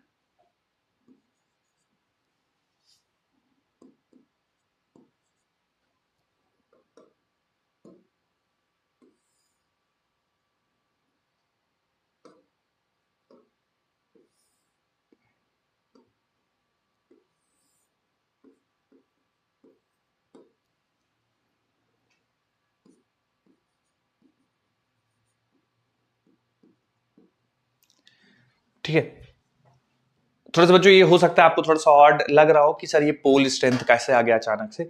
थोड़ा सा आगे बढ़ते जाएंगे जैसे आपको फील आती जाएगी। बाकी मैं सवाल कराता हूं तो देखिए सवाल आपके इतनी डेफिनेशन से हो जाएंगे। हाँ, मान लीजिए जैसे दो मैग्नेट्स रखे हुए हैं और दोनों मैग्नेट्स का जो पोल स्ट्रेंथ है वो m है और पोल्स के बीच की दूरी d है। ठीक है, पोल्स के बीच की दूरी d है और पोल स्ट्रेंथ m है। आपसे सवाल में पूछ दिया कि इस अरेंजमेंट का नेट मैग्नेटिक मोमेंट बताइए। तो जो देखिए करना क्या है आपको, आप डायग्राम ड्रॉ कर लीजिए, है ना। तो साउथ से नॉर्थ जो नीचे वाला मैग्नेट है उसके मैग्नेटिक मोमेंट का डायरेक्शन इधर होगा और जो ऊपर वाला है उसका मैग्नेटिक मोमेंट का डायरेक्शन कुछ इस तरह से होगा। ठीक है, इसके मैग्नेटिक मोमेंट को म्यू बोल देता हूं, इसके भी मैग्नेटिक मोमेंट को म्यू बोल दूंगा और म्यू बराबर मुझे पता है पोल स्ट्रेंथ इनटू सेपरेशन होगा। ठीक है, क्योंकि दोनों आइडेंटिकल मैग्नेट है तो पोल स्ट्रेंथ बराबर है, दूरी भी उनके बीच की बराबर है। ठीक है, तो अब ये सवाल कुछ ऐसा हो गया है कि इधर एक डाइपोल रखा हुआ है, मैग्नेटिक डाइपोल, इसका मैग्नेटिक मोमेंट म्यू है और एक दूसरा डाइपोल है बच्चों साउथ से नॉर्थ। ठीक है, दूसरा डाइपोल है साउथ से नॉर्थ, इसका भी मैग्नेटिक मोमेंट म्यू है और ये वाला एंगल 120 डिग्री है। तो मुझे म्यू नेट निकालना है बच्चों इस पूरे सिस्टम का। कोई मेरी मदद कर पाएगा यहाँ पे कैसे निकालें? √3 MD आ रहा है। क्या क्या बोलिए बोलिए? √3 MD आ रहा है। √3 MD सर आएगा। यही आ तो रहा है, रूट तो P√3 P√3। अच्छा, दोनों के बीच के एंगल कितना लेंगे आप? दोनों जो डाइपोल मोमेंट 60 डिग्री 60 डिग्री लेंगे। बस बच्चों यही कंफ्यूजन हो सकता था, तो बिल्कुल 60 डिग्री लेंगे क्योंकि अगर आप इसको एक्सटेंड करेंगे दोनों vectors tail to tail join होना चाहिए, तो इसको आप शिफ्ट करके इधर लाएंगे तो दोनों के बीच का एंगल 60 डिग्री होगा। 60 डिग्री ही एंगल लिया जाएगा तो नेट मैग्नेटिक मोमेंट हो जाएगा √a² + b² + 2ab cos theta. Substitute कर दीजिए आप, तो a² + b² + 2ab cos 60 cancel हो जाएगा, μ√3 आ जाएगा यानी md√3 आ जाएगा। बस इस तरह के सवाल बनेंगे इनसे। ठीक है, और डायरेक्शन किधर होगा? तो direction of net dipole moment, कोई बच्चों बताना चाहेगा direction of net dipole moment किधर होगा? क्योंकि दोनों म्यू बराबर हैं तो along angle bisector x axis से 30 डिग्री नीचे। बिल्कुल, एक्स एक्सिस से 30 डिग्री नीचे, एब्सोल्युटली। क्योंकि दोनों म्यू बराबर हैं तो जो नेट मैग्नेटिक मोमेंट है वो उनके बीच के एंगल को बाइसेक्ट करता हुआ जाएगा। मैं कुछ अरेंजमेंट्स अभी और आपको प्रैक्टिस के लिए लगाता हूं, तो आप ऐसे ही मैग्नेटिक मोमेंट्स निकालना है ना। 3-4 मैग्नेट्स के अरेंजमेंट है, आप सबका नेट मैग्नेटिक मोमेंट बताइए। तो ये पोल स्ट्रेंथ हमको दी रहेगी? पोल स्ट्रेंथ आपको बता देंगे सवाल में, या फिर आपको बता देंगे कि नेट मैग्नेटिक मोमेंट की वैल्यू इतनी है, पोल स्ट्रेंथ बताओ। ठीक है, तो जैसे नेट मैग्नेटिक मोमेंट की मैं एक समझाने के लिए सवाल में दे दूं कि नेट मैग्नेटिक मोमेंट की वैल्यू है 20 यूनिट लेट्स से, और इनके बीच की दूरी d की वैल्यू है 10 सेंटीमीटर, बताओ पोल स्ट्रेंथ कितना होगा। तो फिर आप ये पोल स्ट्रेंथ पूछा गया है, दूरी 10 सेंटीमीटर है, 10/100 कर दो √3, तो इसको आप सिंप्लीफाई करके फिर पोल स्ट्रेंथ निकाल दोगे। सही है, तो या तो पोल स्ट्रेंथ देख के नेट मैग्नेटिक मोमेंट पूछेगा या तो नेट मैग्नेटिक मोमेंट देके पोल स्ट्रेंथ पूछ लेगा, तो आप इजिली निकाल पाएंगे। ठीक है, अब जैसे यही सवाल है, इसी में बना दूं कि एक मैग्नेट है, उसका net magnetic moment 10 ampere metre square है, बताओ पोल स्ट्रेंथ कितना होगा अगर उनके बीच की दूरी 5 सेंटीमीटर है। तो हो गया, फिर पोल स्ट्रेंथ आप इजिली निकाल पाएंगे ना। तो जो भी सवाल में दिया है, पोल स्ट्रेंथ दिया है, मैग्नेटिक मोमेंट पूछ देगा m/d, मैग्नेटिक मोमेंट दिया है, पोल स्ट्रेंथ पूछ लेगा, तो फिर उल्टा कर लेंगे। आइए कुछ सवाल करते हैं, थोड़ा सा आइडिया लगेगा आपको।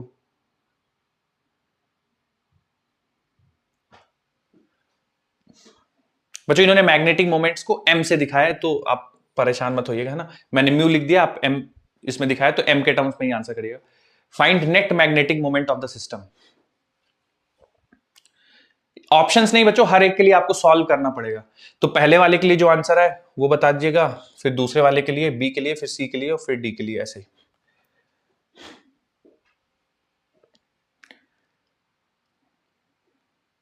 पहले वाले के लिए क्या लगता है बच्चों? पहले वाले के लिए 2 MD।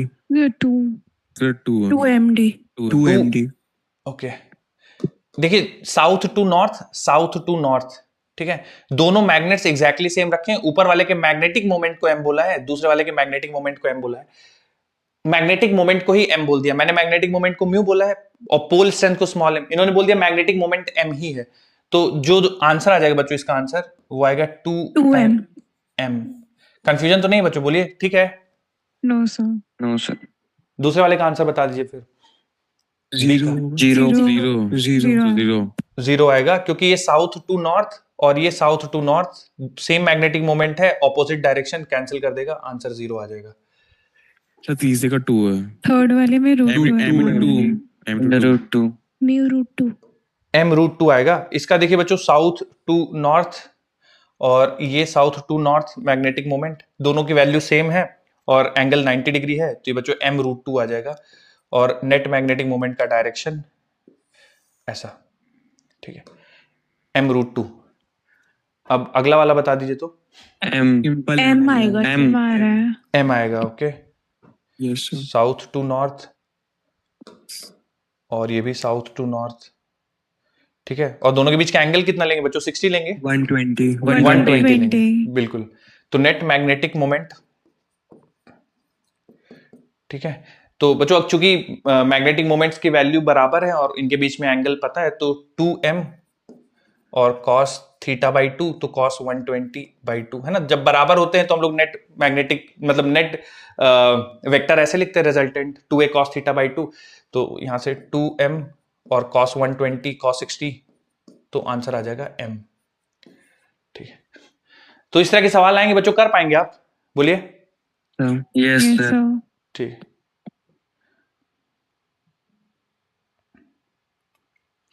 अगली हेडिंग करते हैं फिर। तो सिंपल ऐसे ही बच्चों, मैग्नेट दे देंगे, आपसे मैग्नेटिक मोमेंट पूछ देंगे, ठीक है। कुछ हो सकता है सीधा सीधा रख दें इस टाइप का, या हो सकता है कुछ एंगल पे रख दे, तो आपको सिंपल निकालना है। मैग्नेटिक मोमेंट बराबर pole strength into separation between them. एक और बहुत बेसिक सा लेता हूं सवाल। सर अभी नोट कर रहे थे। अच्छा, करिए करिए करिए।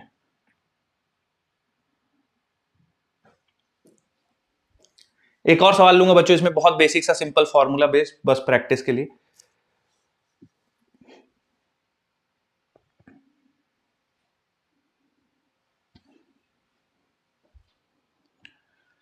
आइए, सवाल कुछ ऐसा है बच्चों कि एक मैग्नेट है, ठीक है, ऐसा कुछ एक मैग्नेट है और ये नॉर्थ है, ये साउथ है, इनके बीच की दूरी गिवन है, d बराबर 10 सेंटीमीटर। अगर इनका मैग्नेटिक मोमेंट की वैल्यू 100 एम्पियर मीटर स्क्वायर है, देन पोल स्ट्रेंथ कितना होगा?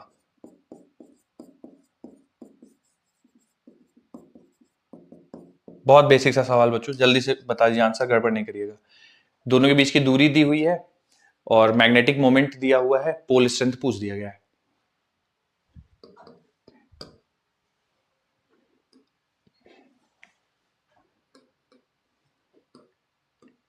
हो जाएगा सर। हाँ बताइए बताइए। 1000 एम्पियर मीटर। 1000 थाउजेंड आ रहा है। 1000 एम्पियर मीटर, ठीक है। तो देखिए बच्चों, Yes, म्यू sir. की वैल्यू दी हुई है ना, तो म्यू बराबर होता है पोल स्ट्रेंथ, जो कि हमें निकालना है, इनटू सेपरेशन 10 सेंटीमीटर, तो 10/100। पोल स्ट्रेंथ की वैल्यू आ जाएगी 1000 एम्पियर मीटर। बच्चों अब देखिए, जितना पोल स्ट्रेंथ नॉर्थ का होगा किसी मैग्नेट में, उतना ही पोल स्ट्रेंथ साउथ का होगा। एक चीज और बच्चों, याद रह जाए तो अच्छी बात है, वैसे पूछे जाने के चांसेस कम है। मान लीजिए किसी मैग्नेट की लेंथ, अगर एक समझाने के लिए लेता हूं, मान लीजिए 100 सेंटीमीटर है, तो उनके पोल्स के बीच की दूरी 85 सेंटीमीटर होगी, 85 सेंटीमीटर, ठीक है। तो अगर दो पूरा मैग्नेट बच्चों 100 सेंटीमीटर लंबा है, तो पोल्स थोड़ा सा मैग्नेट्स के अंदर होते हैं, मैग्नेट के एंड से थोड़ा सा अंदर रहते हैं, तो 85 सेंटीमीटर होता है। यानी पोल्स के बीच की जो दूरी होती है वो 0.85 times of total length of magnet होता है, ठीक है। तो अब सवाल में अगर आपको, पहले तो आप ये मान के चलिएगा, सवालों में जनरली क्या करते हैं, जो पोल्स के बीच की दूरी है और मैग्नेट की दूरी को बराबर ही ले लेते हैं, ठीक है। तो आप वही मान के चलिएगा। पर अगर आपके पास ऑप्शंस में कुछ हल्का सा अंतर आ रहा है, 0.85 एल नॉट है या है, तो फिर आप थोड़ा सा चेक कर लीजिएगा। बाकी लगभग ज्यादातर सवालों में जो मैग्नेट की दूरी है और वही पोल की दूरी लेके सिंप्लीफाई कर लेते हैं, ठीक है। सर ये स्टैंडर्ड वैल्यू है पॉइंट। ये स्टैंडर्ड वैल्यू है, मतलब ये फैक्ट है कि दो, अगर मैग्नेट के लेंथ एल नॉट है तो पोल्स के बीच की दूरी 0.85 एल नॉट होगी। Okay sir.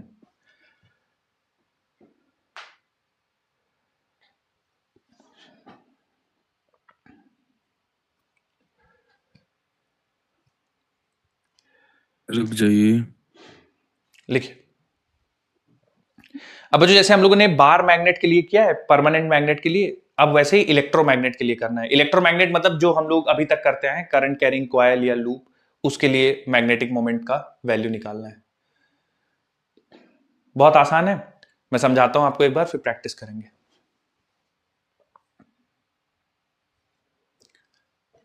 चलिए, तो आप बच्चों हेडिंग डाल दीजिए, magnetic moment for current carrying coil. ठीक है, मैं 1 मिनट आपको समझा देता हूं, बोर्ड पे देख लीजिए, फिर आप लिखते रहिएगा। मान लीजिए बच्चों कोई लूप रखा हुआ है, कुछ इस तरह का, रेक्टेंगुलर लूप हो, सर्कुलर लूप हो। मान लीजिए एक रेक्टेंगुलर लूप ले लेता हूं जिसकी लेंथ L है और विड्थ B है, और उसमें कुछ करंट इस तरह से फ्लो कर रहा है, और मुझे इसका मैग्नेटिक मोमेंट निकालने के लिए बोला गया। या आप ट्रायंगुलर लूप ले लीजिए, है ना, कुछ इस तरह से मैं ट्रायंगुलर लूप ले लेता हूं, इसमें कुछ करंट इस तरह से फ्लो कर रहा है, और इसका मान लीजिए हाइट h दिया हुआ है और बेस b दिया हुआ है, और मुझे इससे एसोसिएटेड मैग्नेटिक मोमेंट निकालने के लिए बोला गया है। या सर्कुलर लूप दे दिया गया है कुछ इस तरह से। ठीक है, सर्कुलर लूप दे दिया गया है, मान लीजिए इसकी रेडियस r है और इसमें करंट I फ्लो कर रहा है, इससे मैग्नेटिक मोमेंट निकालने के लिए बोला गया है।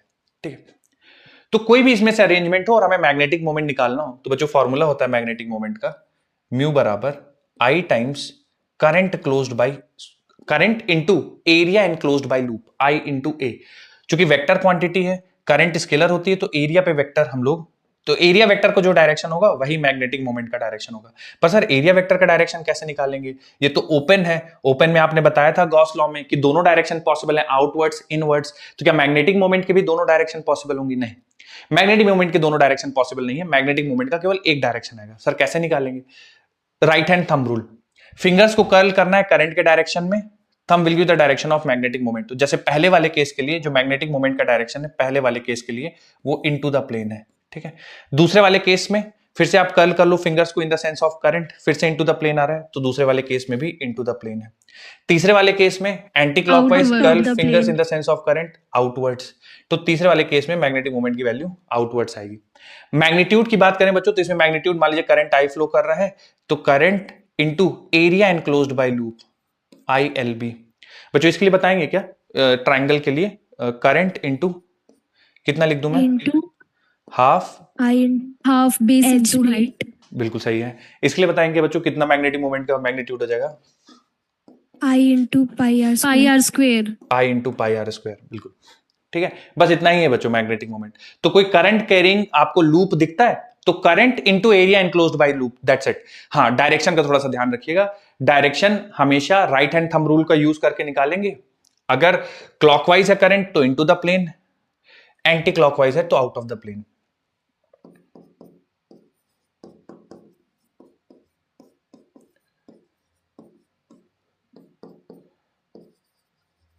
यूनिट बच्चों बिल्कुल मैग्नेटिक मोमेंट के जैसे पिछले वाले में एम्पियर मीटर स्क्वायर था, ये भी एम्पियर मीटर स्क्वायर ही है।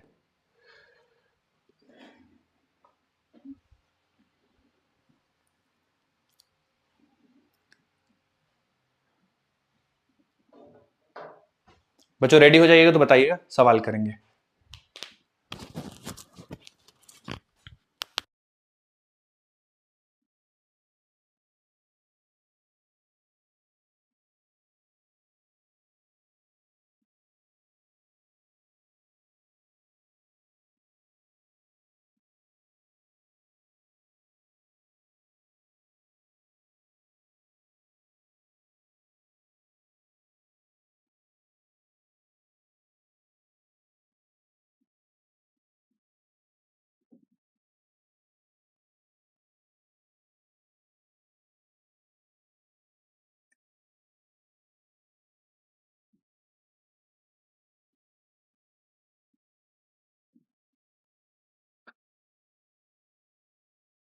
Done sir.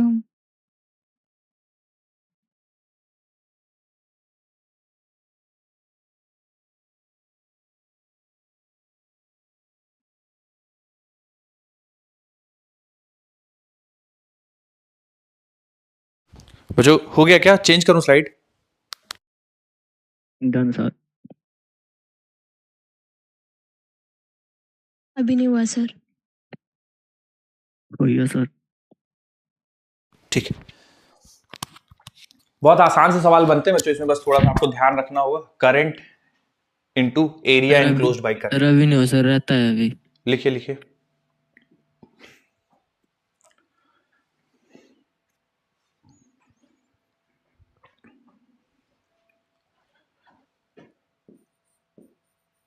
बच्चों अगर किसी लूप में ना n टर्न्स है, मतलब मैं ऐसे ही एक के बाद एक के बाद एक ऐसे ही स्क्वायर रख दूं या एक के ऊपर सेम सेंस के लूप रख दूं, तो अगर n टर्न्स होंगे तो नेट मैग्नेटिक मोमेंट हो जाएगा इनटू n कर देंगे, ठीक है?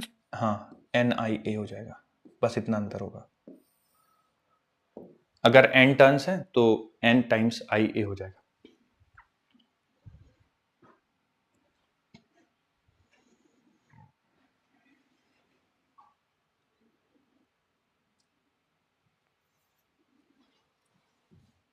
Sir just 1 minute. Okay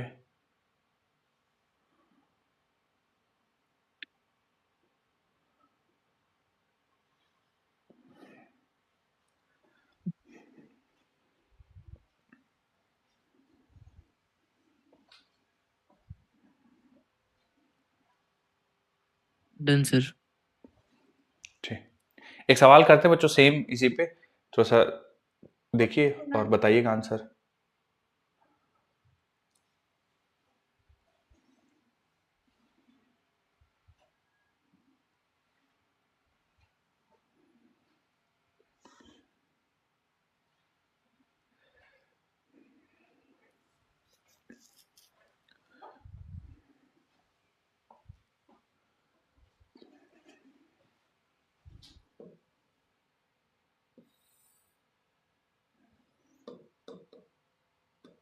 current आपको सेम लेना है ना, कि दोनों कॉइल में सेम करंट फ्लो कर रही है।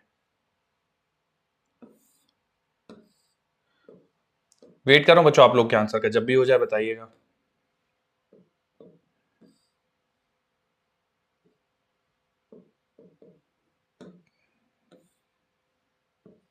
टू इज टू वन आ रहा है। 2:1, ओके।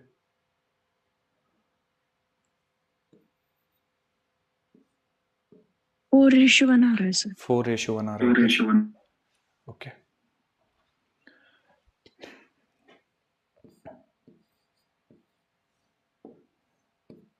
नहीं बच्चों, जब पहले वाले के लिए लिखेंगे ना आप, जैसे पहले वाले के लिए जब एल लेंथ को एक टर्न में कंसिडर किया है तो आप लिखेंगे I into pi R square, ठीक है, I into pi R square. बस एक चीज का ध्यान रखेंगे, जैसे एल लेंथ को आप कन्वर्ट करेंगे लूप में तो L बराबर लिखेंगे 2 पाई आर, तो जो रेडियस आ जाएगी वो L अपॉन 2 पाई आ जाएगी, ठीक है। तो यहाँ पे रेडियस की जगह मैं L अपॉन 2 पाई रख देता हूँ, तो I पाई और L अपॉन 2 पाई यानी L अपॉन 4 पाई स्क्वायर, ठीक है। इसका स्क्वायर करेंगे तो कुछ इस तरह से दिख जाएगा। यानी जो पहला वाला है उसके लिए जो होगा वो होगा I L square divide by 4 पाई, ठीक है।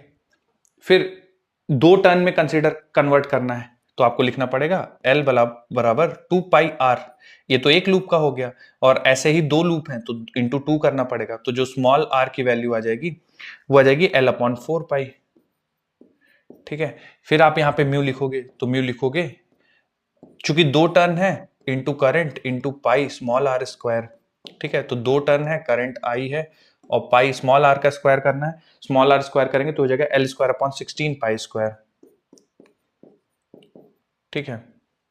पाई से पाई कैंसिल कर दिए, 2 से कैंसिल करेंगे बचेगा 8, तो बन जाएगा I L स्क्वायर अपॉन 8 पाई। बच्चों बना है I L square upon 4 pi, I L square upon 8 पाई। जब रेशियो लेंगे बच्चों तो देखिए आई एल स्क्वायर कैंसिल हो जाएगा, 8 पाई अपॉन 4 पाई बचेगा। बच्चों मेरा 2:1 आ रहा है, देखिए जरा आप लोग, तो देख लीजिए अगर कैलकुलेशन आपको लग रहा है कुछ और नहीं मैच कर रहा है तो डिस्कशन कर सकते हैं, बताइए।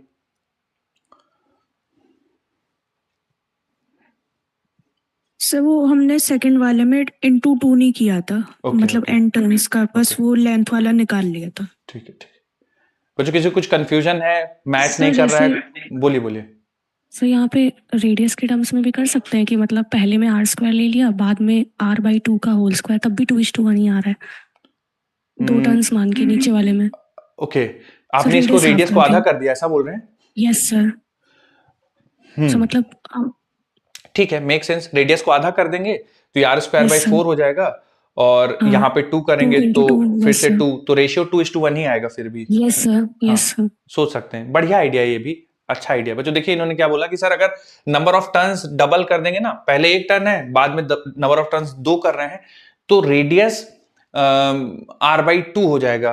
ठीक है, अगर पहले 1 टर्न है, बाद में टर्न्स को डबल कर रहे हैं, तो रेडियस 2 हो जाएगा। तो बच्चों यहां से थोड़ा सा याद रखिएगा कि अगर एक कॉइल का टर्न 1 है, उसको n टर्न्स में कन्वर्ट कर रहे हैं, तो जो छोटा वाला रेडियस होगा वो r/N हो जाएगा। ठीक है, बढ़िया, अच्छा थॉट है कि अगर इसका रेडियस r है और n टर्म्स में कन्वर्ट करेंगे तो इसका r/n हो जाएगा।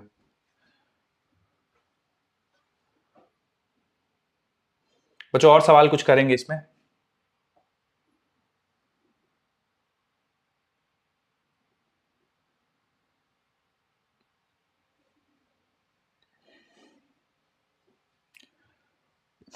लगाओ बच्चों अगला सवाल, रेडी हो तो?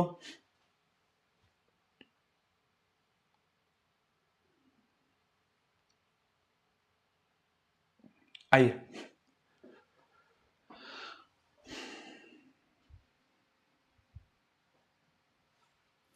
सीधा साधा सवाल है, गड़बड़ नहीं करिएगा, स्ट्रेट फॉरवर्ड फॉर्मूला बेस्ड, कुछ भी गड़बड़ नहीं करना है।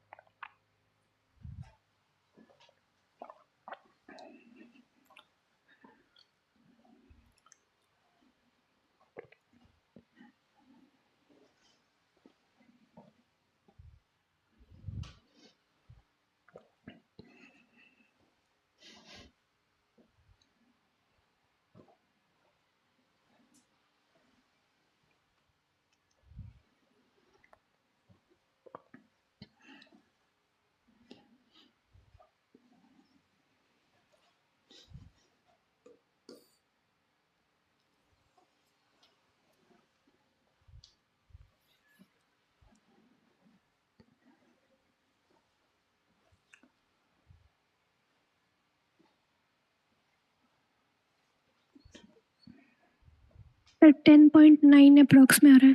10.9, ओके।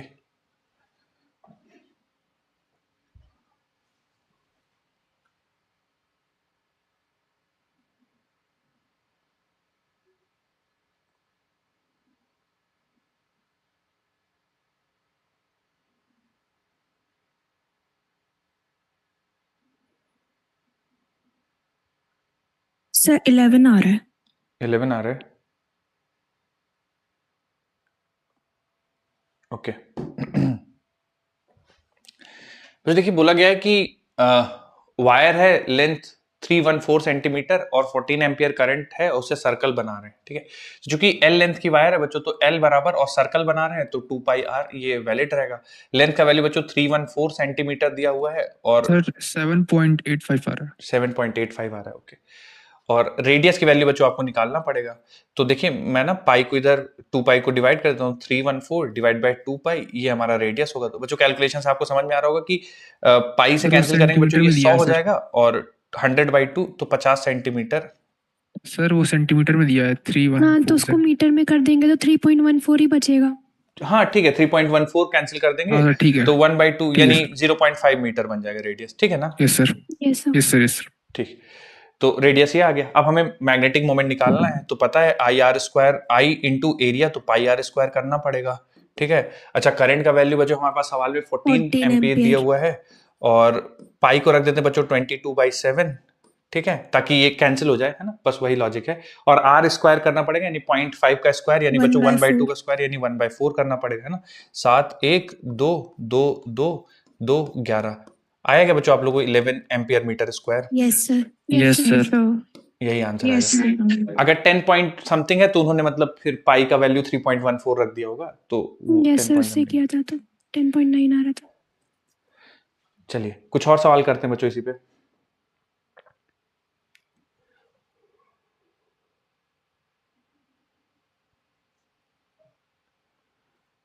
देखिएगा,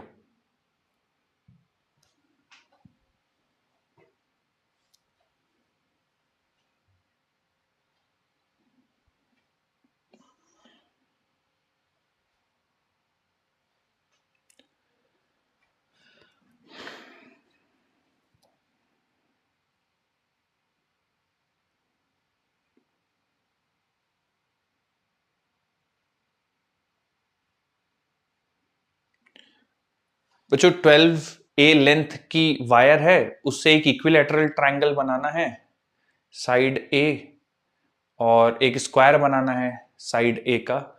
तो magnetic dipole moments of the coil in each case are, हर एक केस में कितना मैग्नेटिक डाइपोल मोमेंट होगा बताना है।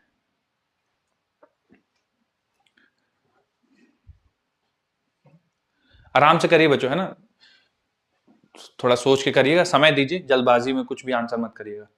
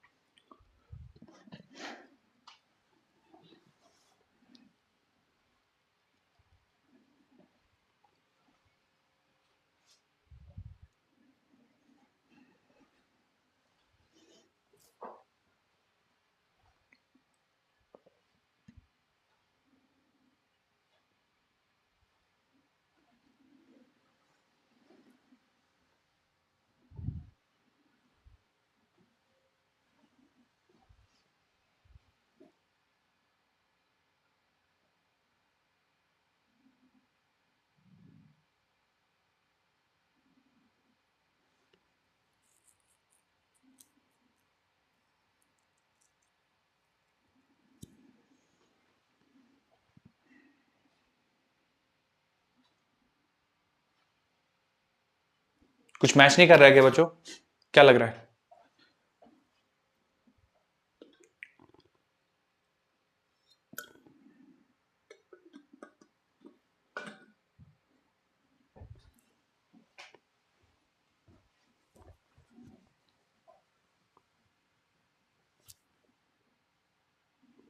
सब फर्स्ट ऑप्शन आ रहा है।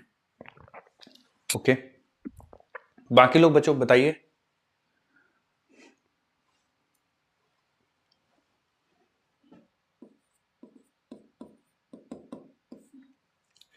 बच्चों देखिए 12A लेंथ की आपके पास वायर है और उसको ना हम लोग दो तरह से कन्वर्ट कर रहे हैं। एक इक्विलैटरल ट्रायंगल कन्वर्ट कर रहे हैं साइड लेंथ ए फर्स्ट में, ऑप्शन। First option, okay.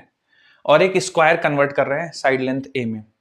तो जो देखिए अगर equilateral triangle of side length A में कन्वर्ट करेंगे तो एक लूप का जो टोटल लेंथ होगा वो कितना होगा बच्चों? 3A होगा, 3A होगा ना, क्योंकि हर एक साइड ए है। तो 12A है, मतलब इस तरह के 4 लूप बने होंगे। तो कन्वर्जन कैसे, मतलब कैसे कन्वर्ट हुआ होगा? तो एक ट्रायंगल ऐसा, फिर दूसरा, ठीक है, फिर तीसरा और फिर चौथा, ऐसे करके पूरे 4 लूप बनेंगे, ठीक है। तो आप एक लूप पे फोकस करते हैं, फिर एक लूप का आ जाएगा, फिर n से मल्टीप्लाई कर देंगे, 4 लूप। तो इसमें बच्चों 4 लूप बनेंगे, 4 लूप्स। अब जब आप स्क्वायर बनाएंगे साइड लेंथ ए का, तो ऐसा एक लूप में 4 साइड होंगे, तो 4A एक लूप का साइड होगा, 12 है। तो इसमें कितने नंबर ऑफ लूप बनेंगे बच्चों? कितने लूप्स बनेंगे?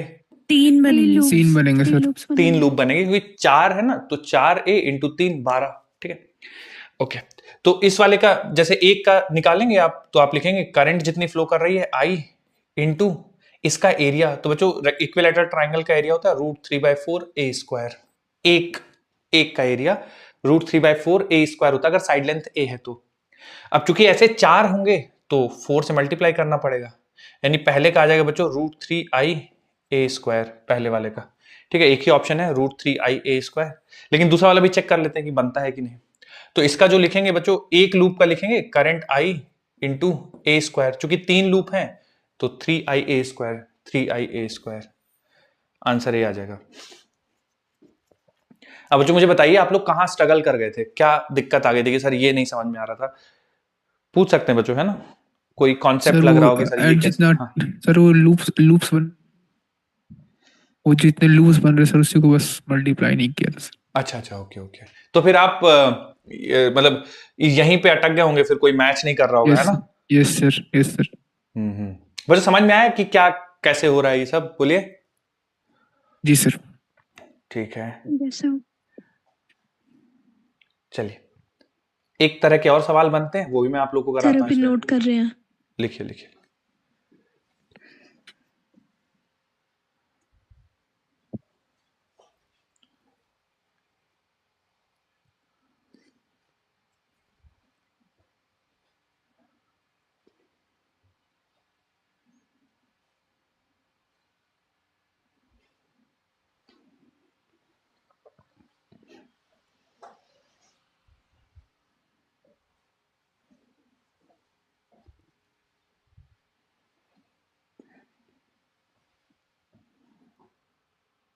चलिए बच्चों, थोड़ा सा और प्रैक्टिस कराता हूं मैं आपको, और डिफरेंट केसेस कैसे बन सकते हैं और कैसे आपको डील करना है वो भी सीखते हैं।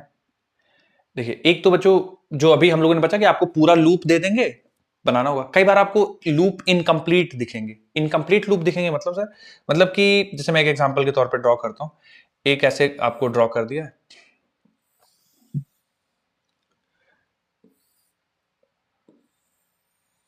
ठीक है, कुछ इस तरह से एक लूप दे दिया है, तो ये कंप्लीट लूप, ठीक है।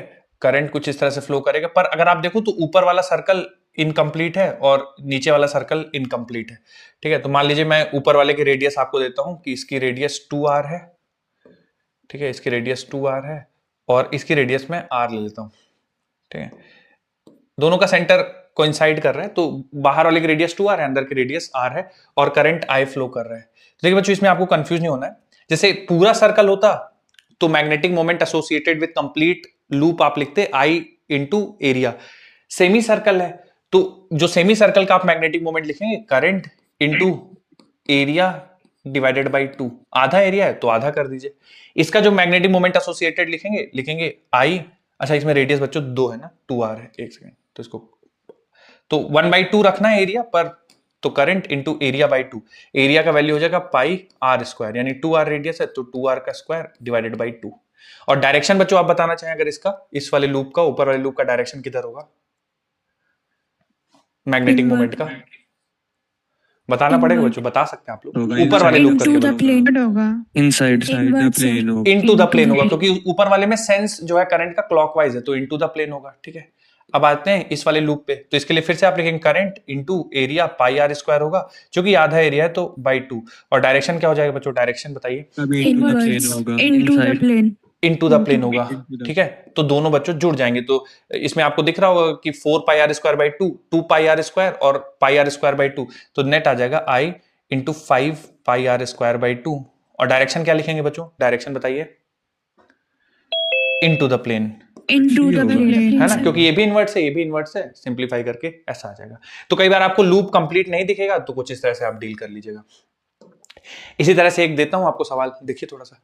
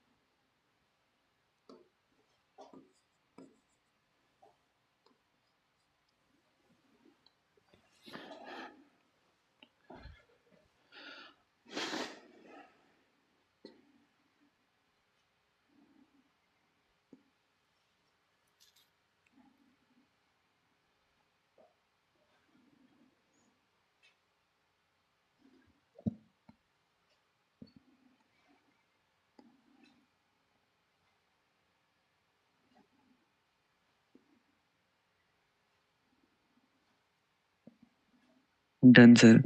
बताइए answer. 3 pi r square into I upon 2। Okay, और direction outside plane, outside, okay okay.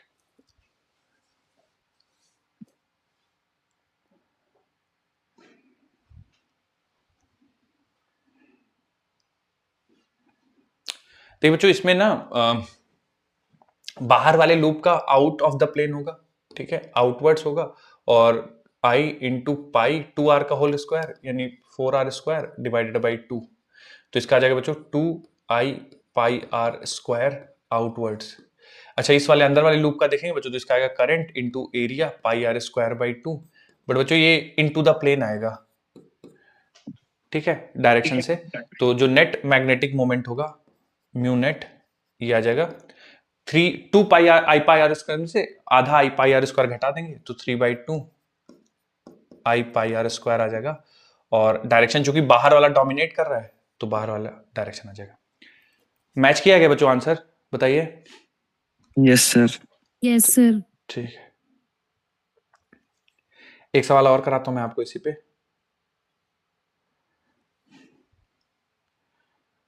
Change कर रहा हूं बच्चों स्लाइड, है ना?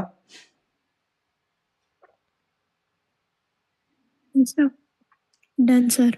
बच्चों देखिए, कई बार सवाल आपको ऐसे मिलेंगे कि लूप तो है, अगर आप एज अ होल लूप देखिए तो है, पर आधा ऊपर वाले को देखिए तो इनकम्प्लीट है, नीचे वाले को देखिए तो इनकम्प्लीट है। तो आप क्या किया करिएगा इस केस में, कंप्लीट कर लीजिए लूप। मतलब कहने का, जैसे ऊपर, तो ऊपर वाले में एक ऐसे वायर मान लीजिए और नीचे वाले के लिए आप एक ऐसा वायर मान लीजिए। ठीक है, एक ऐसा वायर मान लीजिए। सर इससे फर्क क्या पड़ेगा? फर्क ये पड़ेगा, देखिए आप ऊपर वाले का है तो इसमें करंट ऐसा मान लीजिए तो ऊपर वाला लूप कंप्लीट हो गया, और नीचे वाले में करंट ऐसा मान लीजिए तो नीचे वाला लूप कंप्लीट हो गया। और इफेक्टिवली बीच में कुछ है नहीं, क्योंकि ये जितना करंट है उतना ही करंट ये एक दूसरे को कैंसिल कर देंगे। ठीक है, तो कभी आपको जरूरत पड़े तो लूप कंप्लीट करने के लिए आप करंट मान लीजिएगा। तो जैसे मान लीजिए इसमें मैं बोला गया है कि find magnetic moment of the current carrying loop, each side of the loop is 10 centimetre and the current is 2 ampere. तो हर एक साइड 10 सेंटीमीटर है। अब थोड़ा सा बच्चों आप लोग मदद कीजिएगा मेरी, जो ऊपर वाला लूप है, यानी ये वाला लूप जो ऊपर है, यानी B C D E B, इसके मैग्नेटिक मोमेंट की लिखूं मैं Inside upper the loop plane. को, तो बच्चों हो जाएगा करंट, करंट का वैल्यू 2 एम्पियर दिया है, इंटू एरिया कितना लिखना पड़ेगा बच्चों, एरिया स्क्वायर है, तो एरिया पाई स्क्वायर 0.1 10 का स्क्वायर हो जाएगा। बोलिए ठीक है ना? यस सर, यस Yes, सर, sir. पॉइंट और डायरेक्शन क्या रखना पड़ेगा? Yes, direction Inside the into the plane, into Inside. the plane. Into the plane direction रखना पड़ेगा। ठीक है, बहुत बढ़िया, बहुत बढ़िया। लोअर लूप के लिए तो करंट इनटू एरिया का वैल्यू तो सेम रहेगा, और डायरेक्शन कितना रखना पड़ेगा? Direction downward, downward. बच्चों डाउनवर्ड ऐसा आएगा, है ना? तो मैं जैसे कन्वेंशनल एक्सिस ले लेता हूं, इधर एक्स एक्सिस मानता हूं, इधर वाई एक्सिस और इधर जेड एक्सिस।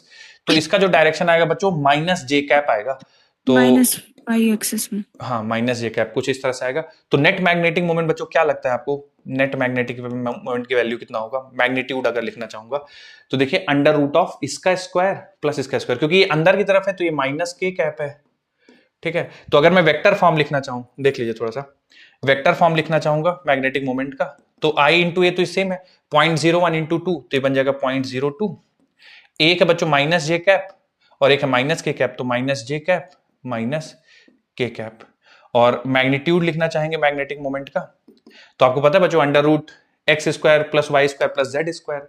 ठीक है, तो 0.02 रूट 2। बहुत बढ़िया, 0.02 रूट 2 हो जाएगा magnetic moment ampere metre square. तो कई बार आपको ऐसा होगा कि दो लूप्स तो दिख रहे होंगे पर इनकम्प्लीट होंगे, तो आप कंप्लीट कर लीजिए, दोनों इंडिविजुअल लूप का वेक्टर फॉर्म निकालिए और फिर जोड़ दीजिए। सर एक बार डायरेक्शन बोला, दूसरा वाला डायरेक्शन बताइए। बताता हूँ। माइनस देखिए ऊपर वाले लूप का क्लॉकवाइज है, फिंगर्स को कर्ल करेंगे clockwise, thumb into the plane.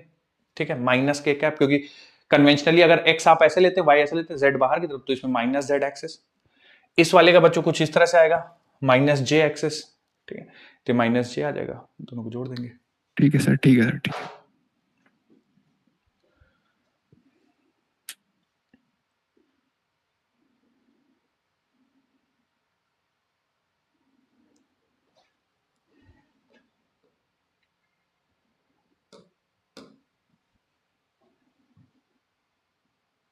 Done sir. ठीक, बच्चों एक सवाल प्रैक्टिस करेंगे इसी पे, मैं लिख देता हूं यहाँ पे, आप लोग आंसर बताइएगा। Done sir. ठीक, समय है बच्चों, है ना, घबराइएगा नहीं, एक सवाल आराम से हो जाएगा।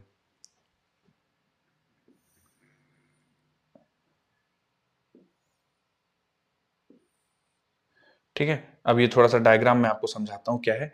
ये एक्स एक्सिस है, सॉरी ये वाई एक्सिस है, ये एक्स एक्सिस है और ये जेड एक्सिस है।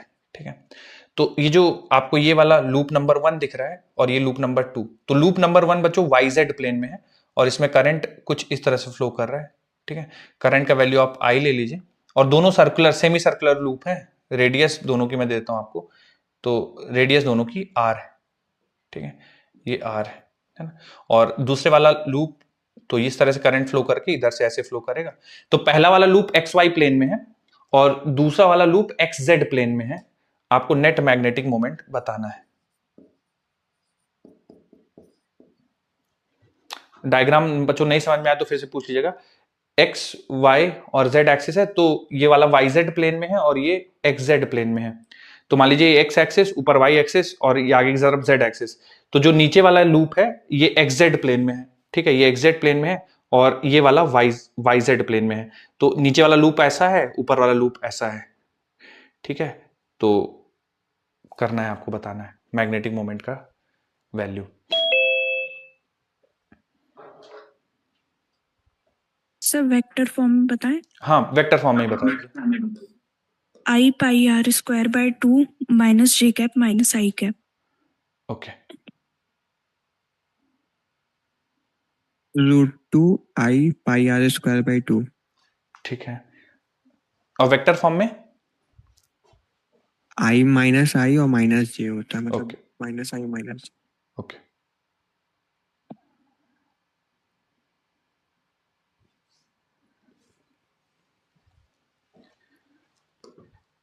आइए थोड़ा सा मैं मदद करता हूं आपकी। जो वाईजेड प्लेन में है ना, तो वाईजेड प्लेन मतलब ये वाला प्लेन हो गया, ठीक है, ये मेरा हाथ का प्लेन है, वाईजेड प्लेन है और इसमें सेमी सर्कल रखा हुआ है, सेमी सर्कल रखा हुआ है, ठीक है। तो वाईजेड प्लेन ये है, ऊपर वाई एक्सिस है, इधर एक्स एक्सिस है और बाहर की तरफ जेड एक्सिस है। तो मेरे हाथ का जो प्लेन है उसमें आपका लूप रखा हुआ है, ठीक है, और करंट कुछ इस तरह से फ्लो कर रही है ना, ऐसे जा रही है जेड, तो ऐसे करंट जा रही है, करंट ऐसे जा रही है, तो magnetic moment minus x axis minus में आई कैप। तो इस वाले का मैं लिख रहा हूं बच्चों, इस वाले का ये होगा पाई आर स्क्वायर बाई 2, क्योंकि सेमी सर्कल है और करंट हो जाएगा आई और डायरेक्शन हो जाएगा माइनस आई कैप, ठीक है। अब ये जो प्लेन रखा हुआ है जेड एक्सिस पे रखा हुआ है और करंट इस तरह से फ्लो कर रही है, ऐसे कुछ है ना, जेड एक्सिस पे ऐसे करंट फ्लो कर रही है। तो मेरे प्लेन जैसा हाथ है उसी प्लेन में है और ऐसे करंट फ्लो कर रही है, तो ऐसे डाउनवर्ड्स है ना, माइनस जे कैप। तो इसका जो वैल्यू आएगा pi R square by 2 into current, ठीक है, और ये आंसर आ जाएगा माइनस जे कैप, ठीक है। तो जो म्यू नेट का आपका वैल्यू आएगा, तो I into pi R square by 2, एक आ जाएगा माइनस आई कैप और एक आ जाएगा माइनस जे कैप, ठीक है। तो मैग्नेटिक मोमेंट निकालने के बहुत जितने पॉसिबल केसेस हैं मैंने आपको बता दिए, इसी तरह के सवाल बनेंगे, आप सॉल्व करिएगा, ठीक है। नोट करिए, कुछ डाउट है बच्चों तो पूछ लीजिए, बाकी का डिस्कशन हम लोग अगली क्लास में करेंगे। Thank you sir. Thank you.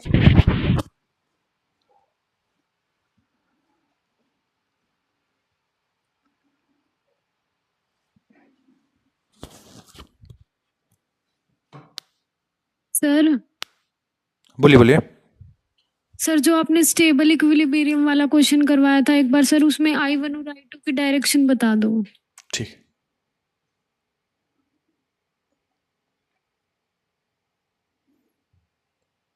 देखिए अगर मान लीजिए ऊपर वाली वायर को, इसमें कोई करंट नहीं है, सोचिए कोई करंट नहीं है, तो आप इसको रिलीज कर देंगे तो नीचे गिर जाएगी, कारण क्या है, ग्रेविटी लग रहा है ना, तो नीचे गिर जाएगी।